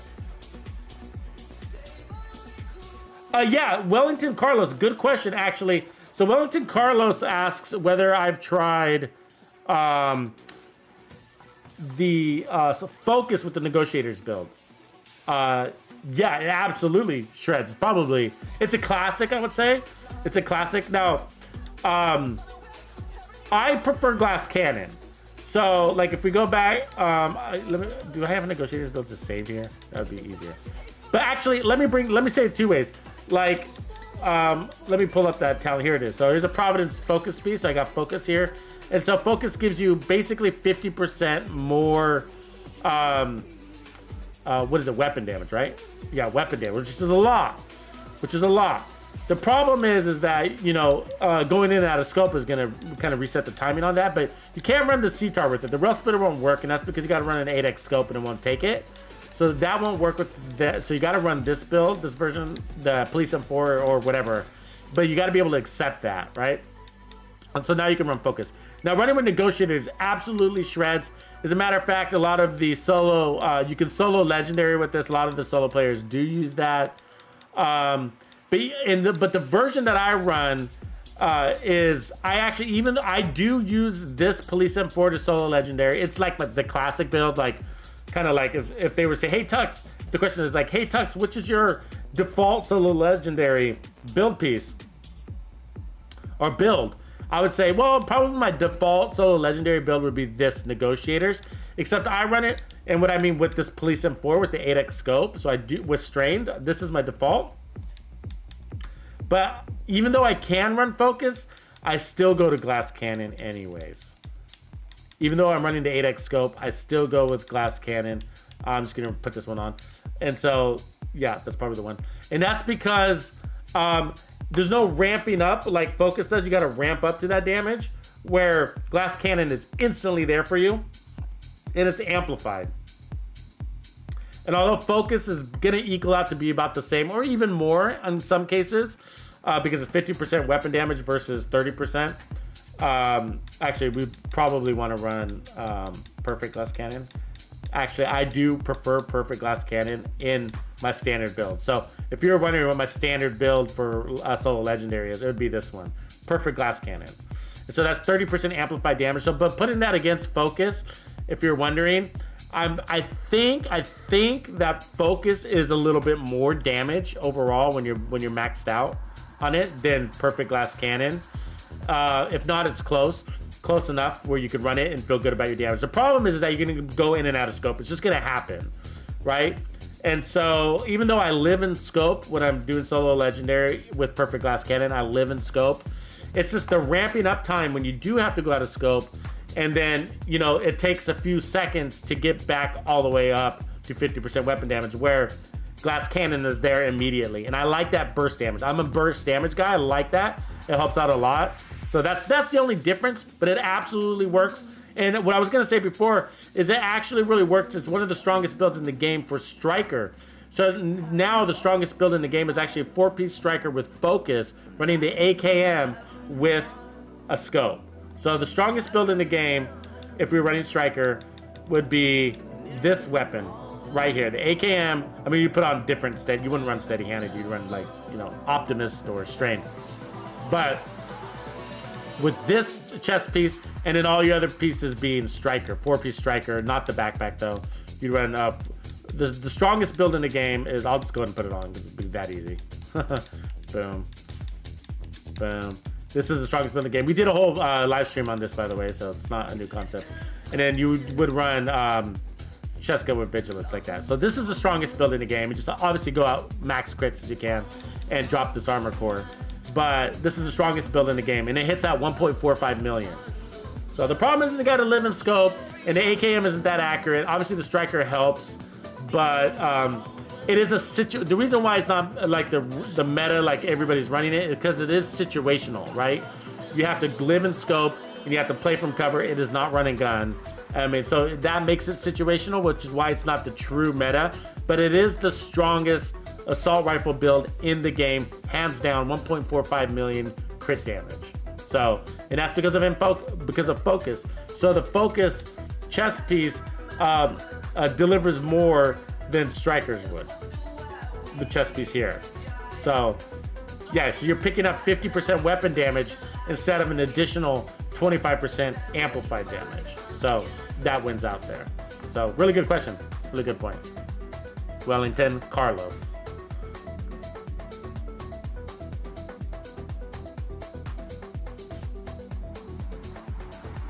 Squad. Squad's got a question. So earlier we showcased that y'all gear is sold in the clan vendor. That's actually a big deal. Okay, so if you don't have any y'all gear, and if you need more y'all gear, then come in here and just purchase as many y'all gear masks as you can. You're gonna deconstruct them. So you're gonna buy it. Okay, you're gonna buy that item, and then what you're gonna do is go in here and you're gonna deconstruct it. So deconstructing junk, boom. Okay, now you got the synthetic. Now what you can do with those, so you would just want to buy a shit ton of them, and then come over to your crafting station and craft out as many y'all pieces that you need. DPS ones and tank ones and whatever. But I recommend chest pieces especially. Backpack if you could, but I don't think you can. So definitely get some y'all chest pieces, okay? Like I'd run it with like glass cannon. I think that probably the best one is like intimidate. You want a y'all gear with hazard protection as a secondary attribute, crit damage, and intimidate. I think that would be the perfect one, and that would really help with the backfire. So I think it's really good with the backfire. So the other one you could use it for is like for tank builds, like if you were trying to go in like Boss 2 and Iron Horse and hang out in the furnace room for a while. It could be really helpful with that. But it could also be good for like self-healer builds in that scenario too. So if you're trying to be in the control room and where you catch on fire and you have to run that healer build, you could also run an incoming repair has a protection combo with some heals. And that's going to diminish all the amount of heals that it'd make you a more efficient healer, if that makes sense, because you're taking less damage. So lots of different things you can do with y'all. You could also do a maximum disruption resistance build. So, you know, if you want to go inside the room with the hunters on floor 100 of the summit, for example, you can run 100% disruption resistance and then go in there with like a big shield and go against those hunters so they can't melee you. So that could be good. Good job, Erratic. Buddha says that they got a God Rolled Ridges Pride. Nice. Not that easy to get God Rolled exotics, believe it or not.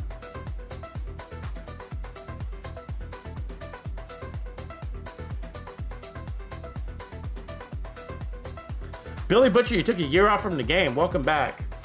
Wow. Does it feel like a different game when you come back after a year?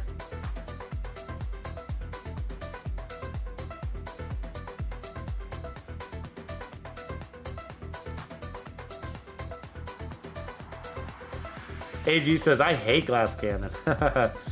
You know, when I started, like, I avoided glass cannon for so long with that. Like, it just, not because I was, like, it was a fear thing. It was more like, I don't get it. It just doesn't make any sense. Why would you run glass cannon when, you know, it's just like, just replace this with that and, you know, whatever, you know. But once I got into it, then I realized, like, I was like, ooh, I see why you want glass cannon.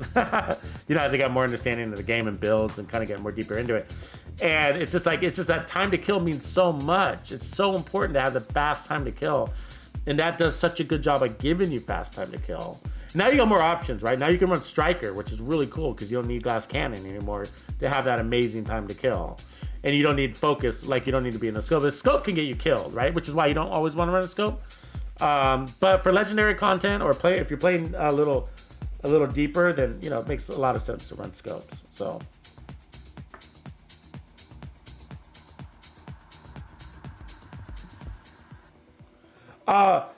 San Lorenzo, I would go 50% with, so San Lorenzo says, what would be better? Max crit chance with 160% crit hit damage or 50% with 170? Now, with the Coyote's mask, definitely 50 with 170. That's the way I would go. With the Coyote's mask, I always pull down my crit chance. I hate waste on builds. So like every attribute's got to be the right thing, and I don't like crit chance that I'm not using, you know what I mean? So yeah, so I you know, min-max thing, and you know, 50%. I love playing the averages with the Coyote's mask also. So even if I'm using like an SMG, I'll still drop down, because the reality is like, if just pay attention to the distance that the enemies stay at. Remember, they got really good optimal range, and they got really good accuracy, like really good, right? They're nailing you in the forehead from like 200 meters out with an LMG, right? And that's like, wow. So like, you know, so I feel like, you know, like playing against those averages, knowing, I mean, if you just focus, I guess my point is like, if you just focus on like where the enemy is at when you're playing, like even in control points, you're running up against them, and if you're running gunner like I am, and you pull in nice and tight, they still fall in this like 15 to 20 meter. They hang out in that zone, 15 to 20 meters, and they're gonna come up to you. They're gonna push on you, but they're also gonna fall back and run away or shoot it, or this guy's shooting at you from a distance. So you'll find that like on average, the enemy's between 15 and 20 meters, and so knowing that. On an SMG build, I'll even drop my SMG build down to like 50% if I'm running the Coyote's mask, if that's the condition. If I'm running the Coyote's mask to play the average, because I know that yes, I am running Intimidate. Yes, I want to play within 10 meters, but that's a perfect world. In this game, the reality is that the enemies are usually at 15 meters, even if I'm running at them. Because you know why? Even if I'm running at them, they start walking backwards, right? They walk backwards. So you go forward at them, but even though they're shooting at you still, they walk backwards as you shoot them. And so so you're trying to keep them into 10 meters. The reality is that they start falling back into 50 meters. They can walk backwards faster than you can walk forward, which is messed up, I agree. But they can walk backwards faster than you can walk forward. That's crazy. But if you think about that, if you start realizing that from experience in the game, then you realize that even with an SMG, you should probably play into the 15 to 20 meters as the average distance that you're playing. Even though you're running on them, even though you're spawn camping and all that stuff, the averages are you're playing between 15 and 20, whether you realize it or not. Good question, though. Really good question. So, but everybody's preference is different. So some people just don't believe in that. So even if they're running a Coyote's mask, they go to 60% crit chance. It's just kind of like, it's sort of maybe a safety net. So they rather have the waste, you know, I don't know.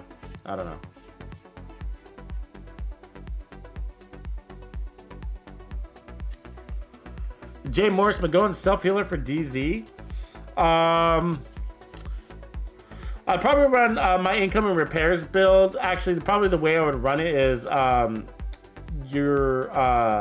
think you're True Bandido, right? Like, you should watch the live stream. So remember that 511 build that I did where I was dared to do a 511 build and then accidentally fell in love with it, which is crazy because, you know, 511 build is like, right? But it was actually a really good 511 build. It was like amazing. It was a lot of fun. So I made a version 2 of that without 511. So, and that's because of Title Update 14. I felt like I could make a stronger build, which I did. That stronger build could be used in the DZ because it doesn't require armor on kill. So I don't like the 511 build had armor on kill, and so I don't like anything that requires a kill in the dark zone. So this version is really good. Now, the only thing I would swap out is I would take out all the, so it's a skill damage self-healer hybrid. I would change all the skill damage to crits. Basically, that's what that would be the change to make it DZ better. So check that out. Anyway, just go to my YouTube channel, and at the top there's a members only playlist. Look for the live stream, which is the live preview. I did it last week, so I think it was can't remember what day, Thursday maybe.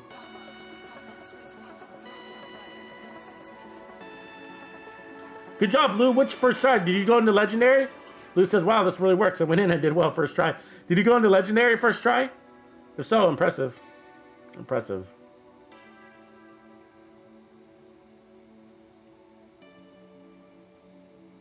Oh, I'm sorry, San Lorenzo, but yeah. So, with the Night Watcher Spotter build, I mean, for me, like, well, if you're playing solo, then I would say yes, stay at 50. If you're playing in group, I'm sorry, I said that backwards. If you're playing in group, yes, stay at 50, because odds are you're prepared for that one person that's probably wearing a Coyote's mask.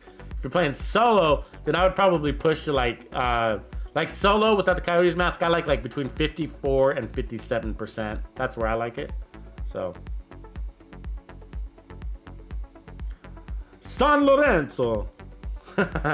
San Lorenzo. When I see your name, that's what I feel like doing. I want to know that. San Lorenzo. Should be it sounds very Italian. Very Italian. But hey guys, that's what I have today. Had a really good time kicking it with you. Remember to hit the like and subscribe if you haven't. And then I can't wait till next week. But I'm gonna be dropping content all week, so we'll be doing a live stream tomorrow. Got more and more for you. Working on some classified builds too. We got 2 in the works. And can't wait to kick it with you guys tomorrow. I will see you then. Tuxedo out.